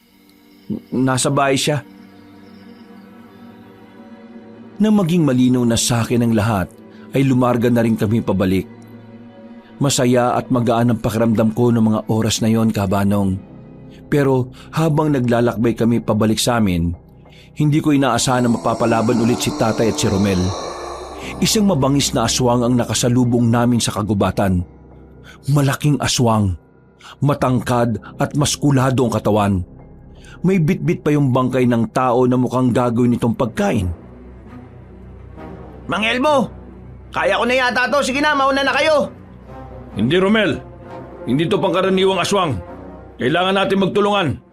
Dada, sa gilid ka muna. Agad kong sinunod ang sinabi ng tatay ko. Maya-maya lang ay pumorma na rin silang dalawa. Nakatayo lang ang aswang na ayon sa pagkakarinig ko, isang mataas na uri ng tiktik. Walang sinayang ang tatay ko at si Romel. Inatake nila ang aswang na yun. Pero madali yung nakatalon para ilagan ng kanilang mga sandata. Nahawakan ng mabangis na aswang si Romel. Walang ano-ano ay nabalibag ito. Pero parang hindi man lang nasaktan si Romel dahil agad itong nakabangon. Ang tatay ko naman ay nakalapit ulit at tinaga ng espadang aswang sa bandang hita. Kitang-kita na parang tinabla ng aswang. Tumigil yon sandali at lumayo ng kaunti. Alerto! Muli silang lumusob, pero magkaibang direksyon ang ginawa nila. Dahil sa kanilang taktika, natamaan nila ulit ang aswang. Pero hindi to ininda ng aswang na yon. Para bang baliwala na ang ginagawa nila tatay. Kabanong nakita kong medyo nahihirapan na sila ng mga sandaling yon. Kaya naman nag-isip ako ng paraan kung papaano makakatulong. Kinuha ko ang sanga na nakita ko sa lapag. Pasimple akong gumapang sa gilid kung saan medyo madilim. Habang abala sila sa labanan, walang kamalay-malay ang aswang na nasa likuran na niya ako. Huminga ako ng malalim. Walang pagdadalawang isip kong itinarak ang sanga sa tumbong niya. Madiin ang ginawa ko kaya napatalon siya sa sobrang sakit. Maging sila tatay ay nagulat. Ako naman ay nagmamadaling gumapang pabalik sa kanila. Mang Elmo, ayos pala tong anak mo no? Samantalayin na natin. Hindi sila nagpatumpik-tumpik. Dali-dali nilang nilapitan ang mabangis na aswang at magkakasunod nilang pinagtatataga. Nang makita nilang hindi na yung pumapalag, bumelo na ang tatay ko at agad na sinaksak ang aswang ng hawak nitong espada. Matigas ang katawan ng nilalang kaya buong puwersang ibinuhos ng tatay ko ang kanyang lakas. Hanggang sa nakita na lang namin ni Romel na tumatagos na ang patalim sa likod ng aswang. Tay, ang galing mo pala talaga. Pagka muna masyadong umanga, hindi pa gaanong seryoso si Mang Elmo ng lagay na yan. Hindi ko alam kung bakit naligaw ang mabangis na tiktik na to rito eh. Mang Elmo, tingin mo, may pinag-aalaan na rin sila mga aswang dito? Yun ang hindi pa natin sigurado. Kaya bukas, susubukan nating libutin ang gubat na malapit sa baryo. Kailangan nating mahanap ang mga bakas para makasiguro tayo sa mga hinala natin. Hindi ko lang pinahalata, pero kinabahan ako sa pinag-uusapan nila. Naiisip ko pa lang kasi na maraming aswang sa baryo namin, kakaibang kilabot na ang nararamdaman ko. Hindi naman ako duwag na tao, pero hindi ko rin alam kung anong magagawa ko para makatulong kina Tatay at Romel. Nang masigurong wala nang ang aswang, nilisan na namin ang lugar na yon. Nakabalik na kami sa bahay. Pagdating namin, inabutan naming masarap pa rin ang tulog ni Tanoy. Kaya naman nagpasya si tatay na kinabukasan na lang kaming aalis. Nakatulog ako ng mahimbing noon. Masarap ang tulog ko dahil alam kong gigising ako na may tunay na akong ama. Bandang 7:00 ng umaga, nabulabog ang masarap kong tulog nang marinig kong sumisigaw si Tanoy. Ginising niya ako at pilit na bumangon. Pre, gising! Uy! Oo, ano ba kasi yun? May tao sa sala nyo. May mga patalim silang mahaba, pre. Sino mga yun? Papaslagin yata ako ng mga yun eh. Buang, si tatay at si Romel yun. Ha? Tatay mo? Oo, nagbalik na si tatay. Tumungo kami sa sala. Inabutan namin doon si tatay at si Romel na natatawa na lang. Napapakamot na lang din sa ulo si Tanoy. Bigla na lang tumakbo pabalik eh. Wala naman kaming ginagawa. Akala niya siguro, pupugutan namin siya eh. Naglilinis lang naman kami ng sandata namin. Nagtawanan na lang kami ng mga sandaling yun, Kabanong. Maya-maya lang ay sabay-sabay na rin kaming nag-almusal. Parang yun ang unang pagkakataon ulit na naramdaman kong may totoo akong pamilya. Mabilis na lumipas sa mga oras. Dumating na rin ang gabi. Nasabi ko na nga kay Tanoy ang pag-alis namin at pumayag din naman siya kaagad. Kung kailangan naman talaga, kailangan sumakay. Saka pa na wala ng masasakyan. Kapag linggo kasi, maagang nagarahe yung mga driver. Wala naman na tayong magagawa, pre. Laarin na lang natin. Malapit lang naman ang terminal ng jeep eh. Gano'n na kayo katagal magkaibigan ng anak ko? Nung kailan lang ho. Pero madali kami nagkasundo kasi marami kaming napagkakasunduan. Akala ko po ba, lagi niyong binabantayan si Dada? Bakit hindi niyo po alam? Kung sa bagay, may punto ka naman. Pero nitong mga nakaraan kasi, marami-rami din akong inasikaso. Kaya medyo nawala ako ng oras na bantayan si Dada. Hindi nagtagal, natanaw na rin namin ang terminal ng jeep. Kahit na gabi na ay dagsa ang mga tao doon. Kinailangan pa namin pumila sa dami ng pasahero. Habang naghihintay, nagpaalam na muna ako na iihi. Nagpasama na lang ako kay Tanoy. Habang naghanap kami ng maiihian, bigla ko na lang naramdaman na may tao na sa gilid ko. Kahit na hindi ko patapos ang pag-ihi ko, nagmamadali akong tinaas ang zipper ko. Napansin ko na lang na wala nang malay si Tanoy sa kabilang gilid. Hawak-hawak na siya ng dalawang lalaki. Lumabas mula sa dilim si Violet. Violet? Buti naman nakilala mo pa rin ang ganda ko kahit na madilim. Wala ka na magagawa ngayon. Sasama ka sa akin sa ayaw at sa gusto mo. Kailangan mo akong panagutan. Magsasalita pa sana ako pero bigla niya na lang akong sinikmuraan. Ang lakas ng suntok niya. Naisip akong sumigaw para marinig ako ni Tatay at ni Romel, pero bigla na lang niya akong hinalikan. Pinaamoy niya pa ang mabaho niyang hininga na parang nabubulok na daga. Sa puntong yon ay tuluyan na akong nawala ng malay. Nagising na lang ako nang maramdaman kong bitbit na ako ng isang lalaking malaki ang katawan. Nasa kalagitnaan na kami ng gubat. Si Tanoy ay wala pa ring malay. Pakawalan niyo ako! Mahal ko, huwag kang malikot at baka mapilayang ka. Sige ka. Mainit ang ulo na nagbubuhat sa'yo. Baka makutusan ka. Walang hiya ka, Violet. Ang baho ng hininga mo. Hindi mo dapat nilalait ang hininga ko. Dahil ngayong magsasama na tayo, araw-araw mo na itong maaamoy. Magsasama ang mukha mo. Ang lala mo na. Rico, ibaba mo nga kung kumag ka. Kahit na anong gawin kong pagpupumiglas ay maigpit ang pagkakapasan sa akin. Lalo niyang hiniigpitan kapag pumapalag ako. Pakiramdam ko noon, mababali na ang buto ko kaya hindi na ako nagkulit pa. Hinayaan ko na lang kung saan nila ako dalhin. Hindi nagtagal, pumasok na rin kami sa isang malawak na bahay. Makaluma at sa unang tingin pa lang, malalaman na agad na aswang ang nakatira doon.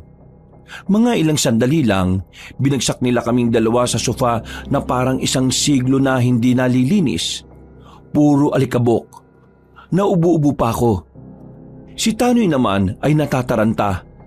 Pero agad din naman kaming nilagyan ng tali para hindi kami makaalis. Ito ang magiging bahay nating dalawa, Dada. Bubuo tayo ng pamilya dito. Kaya sana, kahit simple lang ang bahay natin magustuhan mo pa rin ha. Ang mahalaga naman, di ba, magkasama tayong dalawa. Ano? Bubuo ng pamilya? Anong pinagsasasabi mo? Wala ka namang matres. Tigilan mo na nga yung ilusyon mo. Nakakairita ka na Nung una natutuwa pa ako sa'yo kasi ang bait-bait mo. Pero ngayon, lumalabas na ang tunay mong ugali. Ugaling aswang ka talaga. Huwag ka na maggalit, mahal ko. Ganito lang talaga sa una. May mga hindi pagkakaunawa ng mga magkasintahan, pero maayos din naman ito. Hoy, gumising ka na nga sa kahibangan mo. Hindi ka ba nakakaintindi na hindi nga kita gusto? Ang gusto ko lang sa iyo pakikipagkaibigan. Hoy, gumising ka nga sa kaibangan mo. Hindi ka ba nakakaintindi na hindi ka nga gusto ng kaibigan ko? He, manahimik ka. Palibasa, wala kang syota. Ang pangit mo kasi. Kaya walang pumapatol sa'yo. Alam mo kung bakit si Dada ang una kong napansin kesa sa'yo? Kasi mas gwapo siya at mas may dating siya kesa sa'yo. Hindi kagaya mo na para kang kulang sa buwan nung ipinanganak. Aray ko, sakit mo naman magsalita. Kaya nga manahimik ka na lang. Kasi usapan ito ng mga may syota. Lakas din ng loob mo yan, no? Wala ka rin namang syota Feeling may kasintahan ka lang. Pero ikaw lang naman ang nagmamahal. Ikaw lang naman ang nakakaalam na may syota ka. Boom! Masakit yata yun Ikaw ang nagpapatunay na totoong nababaliw ang mga aswang. Kasi kahit na alam mong wala akong nararamdaman sa'yo, patuloy mong niloloko ang sarili mo eh. Kahit na magnas ako ng buhay dito, malabo magkagusto ko sa'yo. Hindi dahil sa bakla ka kundi dahil sa pagiging bulok ng ugali at dahil na rin sa isa kang aswang, isa kang salot. Sa sinabi kong yon ay nakita kong nanggigil siya. Hindi niya matanggap na hindi ko siya papatulan. Kaya naman inalis niya ang pagkakagapos sa akin. Hinuwakan niya ako sa damit at hinila papasok sa isang kwarto. Wala akong palag sa kanya. Babaeng itsura niya pero ramdam na ramdam ko ang pagkalalaki sa lakas niya. Binalandra niya ako sa kama. Nanlilisik ang kanyang mga mata. Sa ayot sa gusto mo, ako ang mamahalin mo. At kung kinakailangan na idaan ka palagi sa pwersahan, gagawin ko! Unti-unting pumangit ang mukha niya, Kabanong. Bigla yung kumulubot. Nagkaroon din siya ng malalaking muscle. Ang nagpatindig din ng balahibo ko ay ang dila niya na mahaba. Matulis ang dulo at lumalabas-labas pa sa bibig niya. Napasiksik na lang ako sa sulok. Anong gagawin mo sa akin? Kung hindi ka makukuha sa pakiusapan, kukunin kita sa pwersahan. Ang inin mo ang katawan ko, dada! Ha? Tanga ka ba? Paano kita aangkinin nagpalit ka na ng anyo? Okay ka na nga kanina nagpalit ka pa ng muka. Ay, pasensya ka na ha. Nagiging ganito ako kapag sobra ako nasasabik Unti-unti niya akong ginapang. Nang nasa bandang paanan ko na siya, ay biglang nagbukas ang pintuan.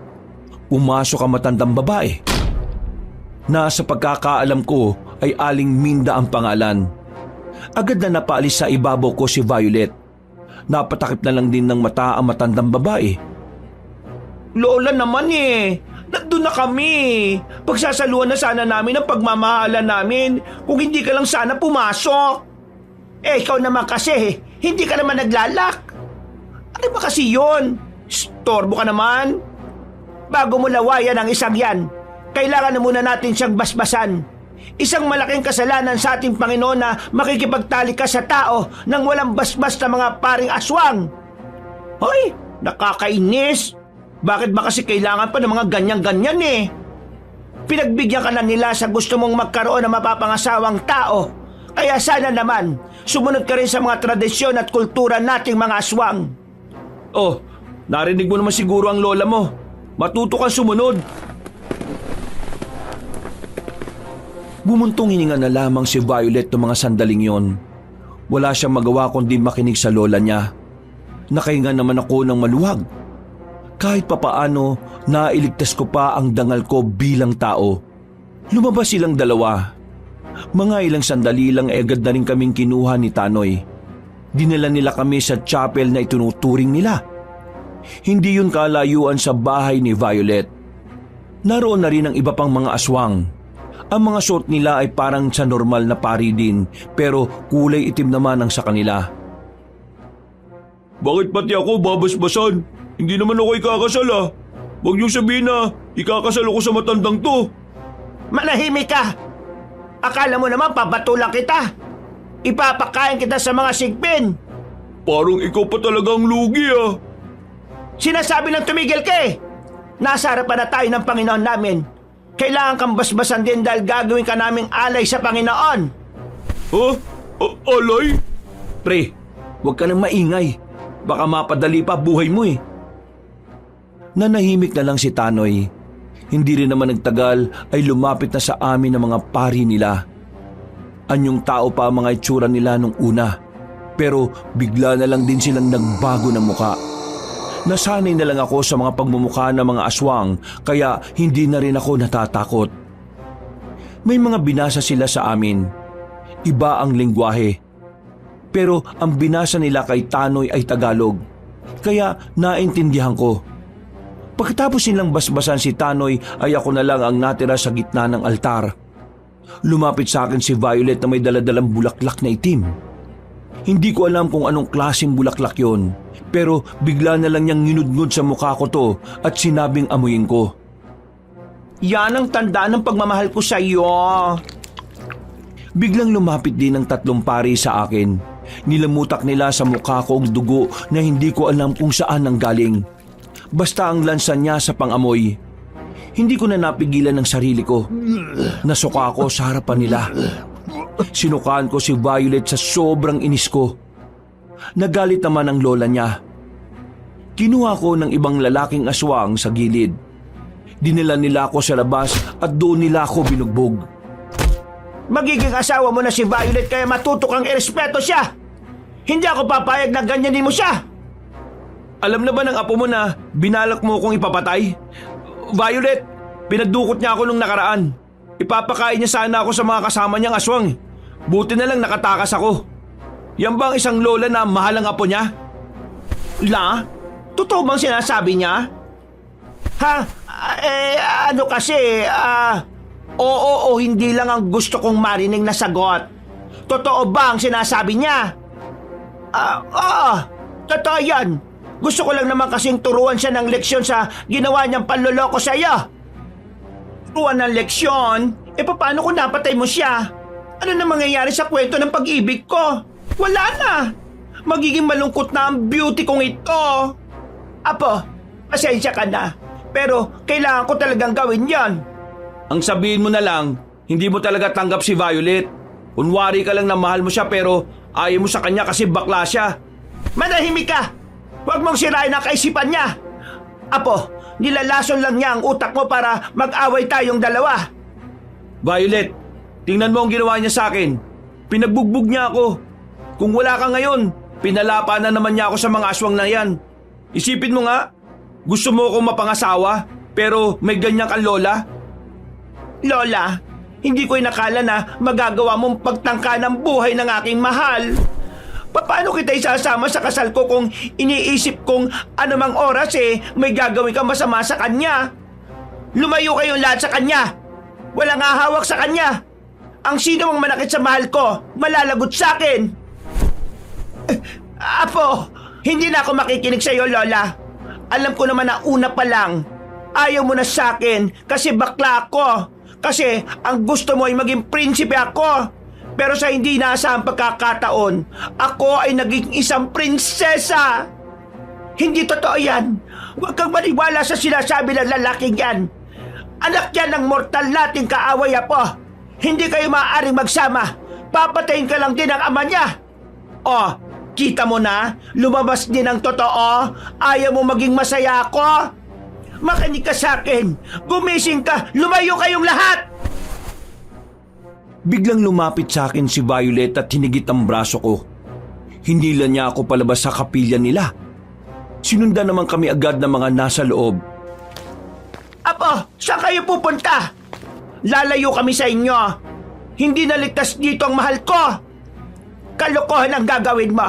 Sinisira mo ang ating paniniwala. Wala na akong pakialam sa paniniwala ninyo kung ang magiging resulta ay pagkawala ng taong minamahal ko. Tara na, mahal ko. Iiwan na natin sila rito. Ay! Paano ako? Bahala ka sa buhay mo. Hindi naman kailangan ng bantay na aso, no? Grabe ka naman. Isama niyo na ako. Magiging alay ako rito eh. Baka naman pwede nating... Hindi! Wala nang nagawa pa si Tanoy. Kinaladkad na ako ni Violet. Malakas siya. Hindi ko kayang kontrahin ang puwersa niya. Kahit nababae ang puso niya, naroon pa rin talaga ang pagiging lalaki niya. Hindi ko na alam kung saan niya ako dinala. Basta, bagong bahay ang pinuntahan namin. Hindi kagaya ng nauna. Hindi gawa sa bato. Yari lang sa matitibay na kahoy na nara. Pinapasok niya ako sa loob. Hindi na niya ako tinalian. Sinarado niya ang lahat ng pwede kong malabasan. Anong lugar to? Bahay ito ng aking ina. Ligtas ka rito. Hindi ka nila makukuha rito. Hindi ba nila alam to? Alam nila. O hindi mapupuntahan nila tayo rito? Basta, ligtas ka rito kasi ako ang kasama mo. Bakit mo ba ako gusto? Ano bang meron sa akin na wala si Tanoy? Marami. Hindi ko mabilang kung ilan. Violet, alam mong hindi kita gusto, di ba? Nasabi ko na sa'yo nung una pa lang. Oo, alam ko yon. Alam kong yung mga sinabi mo kanina ay para lang malaso ng utak ko. Pero hindi yun nangyari. Ha? Kung ganun, bakit mo ko dinala rito? Kung hindi ka naman pala naniniwala sa mga sinabi ko kanina. Gusto lang kitang ilayo sa kanila. Kasi may punto ka naman talaga sa mga sinabi mo eh. Hindi ako gusto ni Lola. Binibigay niya lang ang mga gusto ko ngayon kasi meron siyang kailangan. Kailangan? Ano? Narinig ko na sinabi niya, sa araw ng kasal nating dalawa, sa oras na ipapainom na nila sa atin ang dugo ng karunungan, hahaluan nila yun ng brosas. Anong brosas? Kay brosas? Ang brosas sa isang uri ng likido sa aming mga aswang na nagpapabuhay ng pagkalalaki. Kapag pinainom nila sa akin yon, makakalimutan ko ng ako ay may pusong babae. Kaya naman siguradong kapag nangyari yon, ako na lang din ang madedehado. Lahat ng pinaghirapan ko para makuha ka ay masasayang. Ano nga ang kailangan niya sa'yo? Ang kailangan niya sa akin, ang pagiging lalaki ko. Kailangan niya akong gawing lalaki para may mamuno na sa lahi namin sa oras na mawala siya. Akala ko naman kung anong kailangan niya sa'yo.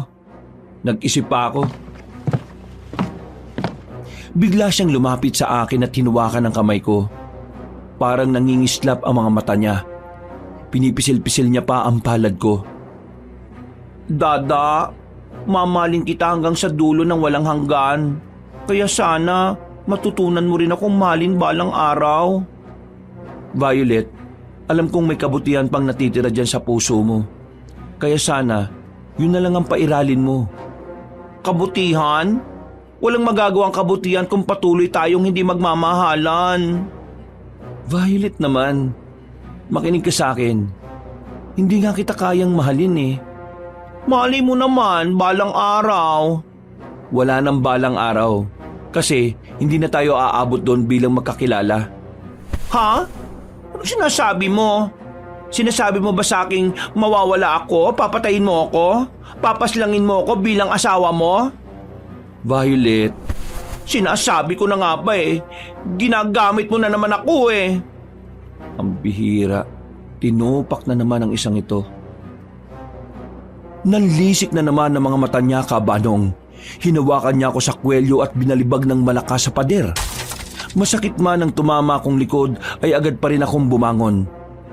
Hindi ko na alam ang gagawin ko ng mga sandaling yon. Wala akong malalabasan.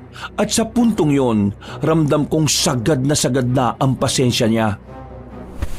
Masyado mo na ako niloloko, Dada. Hindi ko na kayang ginagawa mong pang-aabuso. Anong pang-aabusong pinagsasasabi mo dyan? Hindi nga kita gusto eh. Paano kita inabuso? Ngayon, mas mabuti pang kainin na lang kita kaysa makain ka pa ng iba. Ako lang ang titikim sa linamnam mo, Dada.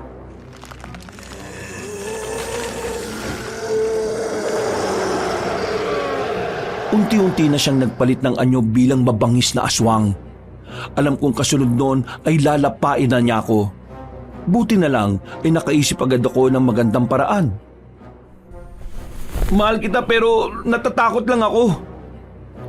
Sa sinabi kong yun, biglang nagbago ang ihip ng hangin. Bumalik sa dati ang itsura niya. Nakita ko na lang nang ngumiti siya ulit. Pero sinamantala ko ang pagkakataong yun.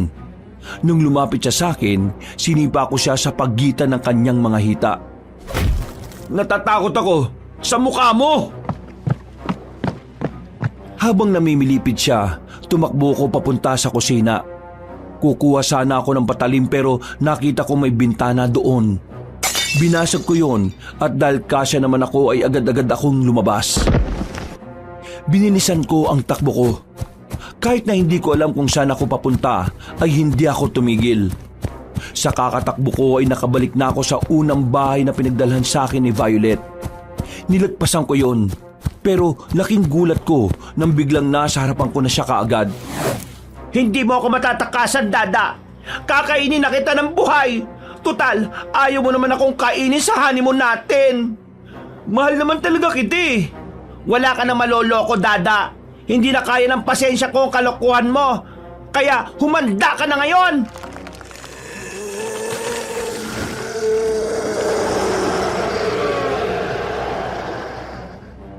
Akmang lalapit na sana siya sa akin pero bigla na lang may tumarak na palaso sa kanang dibdib nito.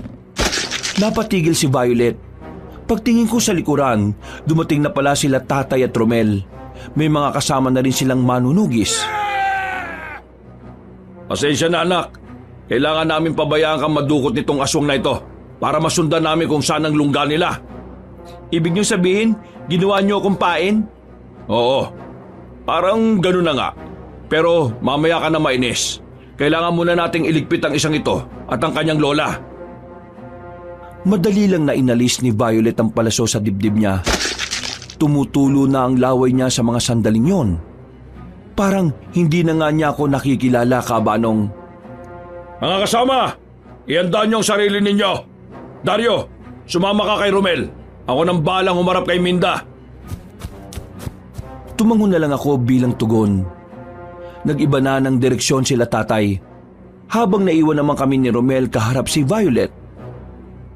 Ito na ba yung may gusto sa'yo? Ang pangit ah! At sino ka naman para makialam sa away namin mag-asawa? Ano? Away na mag-asawa? Huwag mong intindihin yan. Naiibang na ang isang yan. Hindi nagtagal, gumapang na rin ng mabilis si Violet papunta sa amin, na parabang wala itong galos na tinamo dahil sa palaso. Sinubukan niya akong dakmain, pero humarang si Romel gamit ang itak nito. Hinataw niya si Violet ng itak at tinamaan naman yun sa bandang leeg. Pero parang walang pakialam si Violet. Patuloy pa rin yun sa kanyang pag-atake. Parang hindi yun nasaktan. Kaya naman gumawa na rin ako ng paraan para matulungan si Romel. Nang muling lumapit ang aswang sa amin, sinuntok ko siya sa muka. Pero sa halip na siya ang masaktan, ako pa ang nakaramdam ng sakit dahil sa tigas ng kanyang pagmumuka. Aray! Ang tigas ng mukha mo! Dito kaya! Biglang binayagan ni Romel si Violet. Namilipit si Violet sa ginawang yun ni Romel kaya ako naman ang umatake. Sinapa ko siya, pero sa pagkakataong yun ay nagbaka sakali ako sa panga. Ang kaso nga lang, pati panga niya ay matigas. Para akong napilayan ng mga oras na yon. Hindi niyo makukuha sa akin ang mahal kong si Dada! Mangisay-ngisay si Violet at naglabas pa ito ng malapad na pakpak. Tila muli itong nagkaroon ng lakas. Nang lumipad naman yon palapit sa amin, ay nakailag kaming dalawa. Lintik na aswang to ah! Nagkaroon pa tuloy ng pakpak! Mukha na tuloy siyang paniki! Pwede ba mamaya ka na magbilo? Patawa-tawa ka pa, baka mamaya ay mamatay tayo. Huwag ka mag-alala! Sisiw lang to! Sisiw ang putik. Di nga natin matamaan eh. Tumayo ulit si Romel. Bumuntong hininga na muna siya at saka ngumiti. Para siyang siraulo. Hindi ko maintindihan kung bakit parang ang saya-saya niya pa sa nangyayari. Nang muling lumipad palapit sa amin si Violet, hinataw yun ni Romel na malakas. Nung una, akala ko hindi niya tinamaan. Pero nakita na lang namin si Violet na biglang sumadsad sa lupa. Pagbangon niya, tumatagas na ang dugo mula sa leeg nito. Hindi to maaari! Hindi ako pwedeng mawala! Paano ka na, mahal kong Dada? Huwag ka mag-alala! Ako nang bahala kay Dada! Ikaw, magpahinga ka na! Anong sinasabi mo? Ikaw na ang bahala? Aagawin mo sa akin ang Dada ko? Magiging mag-asawa na kayong dalawa habang wala ko? Isa ka palang kabit! Sabi ko naman sa'yo, siraulo yan eh. Buti na lang talaga hindi kayo nagkatuluyan eh ano? Kasi kung nagkataon, pangit magiging anak ninyo. Baliw ka ba? Pinagsasabi mo dyan. Hindi nagtagal, bumagsak na rin sa lapag si Violet. Nakilang ulit pa siyang umubo. Nakatingin pa siya sa akin bago tuluyang pumikit ang mga mata. Kahit na papaano, naawa ko sa kanya. Pakiramdam ko kasi may kabutihan pa rin naman sa puso niya. Pero mali lang talaga siya ng pagkakaunawa sa salitang pag-ibig. Marahil hindi siya naturuan ng tamang kahulugan kung papaano magmahal. Tara, puntaan na natin ang tatay mo. Nagsisimula na ang labanan doon. Tumakbo kami paalis. Pagdating namin kina tatay, nakita naming magkaharap na sila ni Aling Minda. Sa puntong yon, nakita kong sugatan na ang matandang aswang.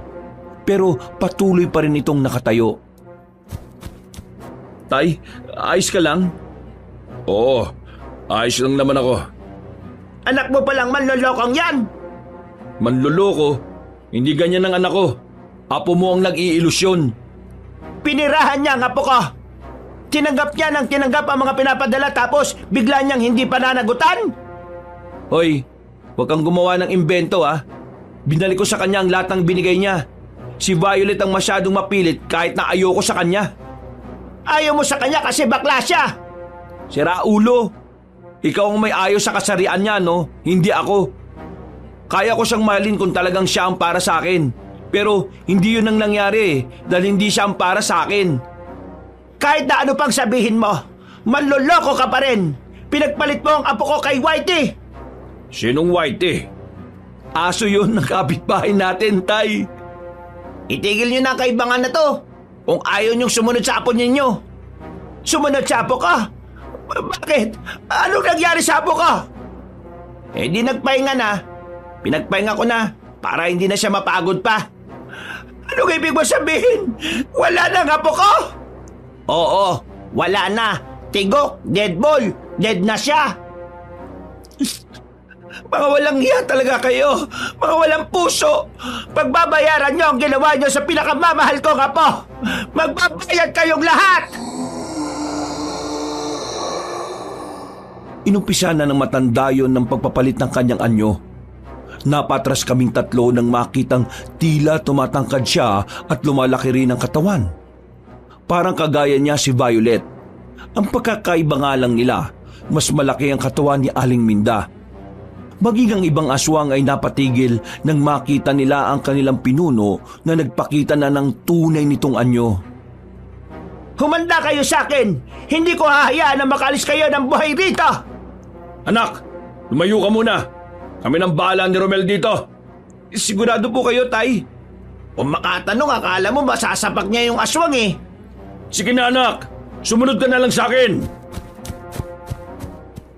Pumunta ako sa gilid para akong bata na nanonood sa mga nangyayari. Hindi nagtagal, biglang umatake na si Aling Minda. Nakailag si Papa. Sumunod naman si Romel. Nang magkaroon ng pagkakataon si Romel, tinaga niya ang matandang aswang. Ang kaso nga lang, hindi naman tinamaan si Aling Minda. Kahit na medyo lumaki at bumigat ito, ay nagawa pa rin naman itong makailag. Pero si tatay, nakita kong kalmado lang siya. Wala sa kilos niya ang kaba. Kinabahan na lang ako nang makitang tumilapon si Romel palapit sa akin. Oh, ayos ka lang, Romel?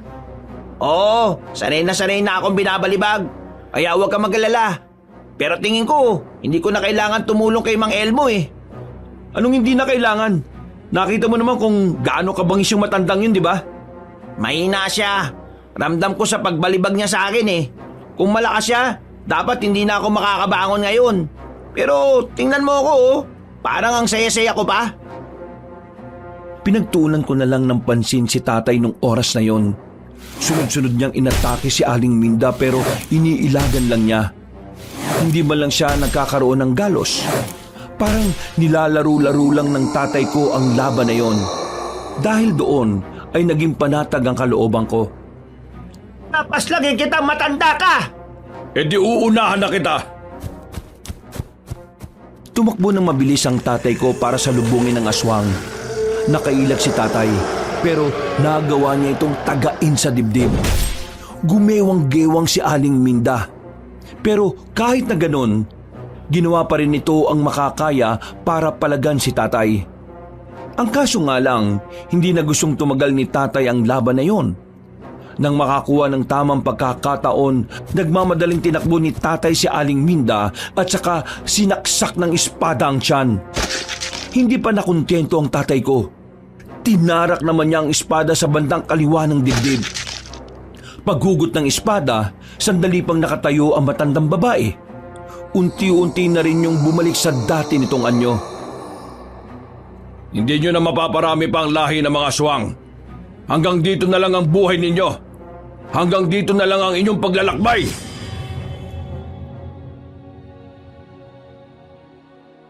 Wala nang salitang lumabas pa sa bibig ni Aling Minda.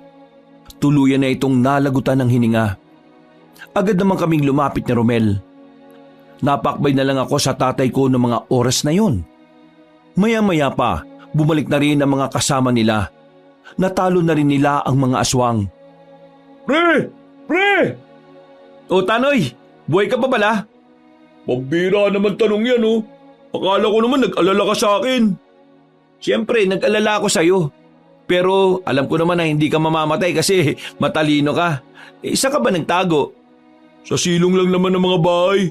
Kung ano-anong ebak nga ang nahawakan ko dun eh. Ito oh, amuyin mo. Pwe! Ikaw talaga! Magugas ka nga ng kamay mo, kadiri ka! Nang masiguro nila tatay na wala ng lahat ng mga aswang, nilisan na rin namin ang lugar. Kinaumagahan na kami nakabalik sa baryo namin dahil nagpalipas kami ng gabi sa gubat. Pagbalik namin sa bahay, saktong inabutan namin si Tatay Kaloy na may daladalang gamit na kinuha pa sa loob. Nagtataka yun nang makita kami. Binitiwan agad ang hawak-hawak na gamit. Anuin ko lang, Ikaw pala sira ulong umaabuso sa anak ko, ha? Ano? Ha? Palag! Papatayin kita sino ka ba? Ako lang naman ang totoong tatay ni Dario. Ha? Sinong Dario? Nakakairita yung pagmumukha mo. Ano ha? Ang sarap mong saktan. Tay, tama na yan! Inawat ko na lang si tatay noong mga oras na yon. Dahil kung hindi, siguradong malulumpo niya si Tatay Kaloy. Inutusan na lang ni tatay ang mga kasama nila na dalhin sa barangay si Tatay Kaloy. Napabuntong hininga na lang din ako. Pasensya ka na ha. Matagal ko nang gustong basagin ang mukha nun eh. Pero ngayon lang ako nagkaroon ng pagkakataon. Ang tagal kong wala sa tabi mo kaya ang dami mong dinaranas na hindi maganda eh. Tay, wala na yon. Ang mahalaga naman sa akin magkasama na tayo ulit. Wala na rin ang mga aswang. Makakapamuhay na tayo ng tama. Makakapagsimula na ulit tayo. Huwag kang mag-alala anak. Ngayong magkasama na ulit tayo, makakabawi na rin ako sa'yo. Gagawin ko ang lahat para maging tunay na ama. Pwede ba akong sumama sa pamilya nyo? Ako, pwede rin ba? Oo naman, pwede. Ang kaso nga lang mukhang mas lalo akong tatanda kasi 3 lalaki ang anak ko eh. Baka puro pa sira ulo. Nagkayakapan na lamang kaming 4 ng mga sandaling yon. Napuno ng tawanan ng bakuran namin. At mula noon, doon na nagsimula ang magandang samahan na nabuo namin. Kabanong wala na akong mahihiling pa nung magbalik ang aking ama. Kaya naman kahit na pumanaw na rin siya ng ilang taon nang nakalipas, maluwag ang kalooban ko na tinanggap yon. Sa buhay, minsan kailangan mo lang din talagang labanan ng mga hamon. Dahil hindi natin alam na baka malapit na pala tayo sa dulo ng ginhawa. Hanggang dito na lang po kabanong. Magandang gabi po sa inyong lahat mga kayanggaw at mga kabangers. Wakas.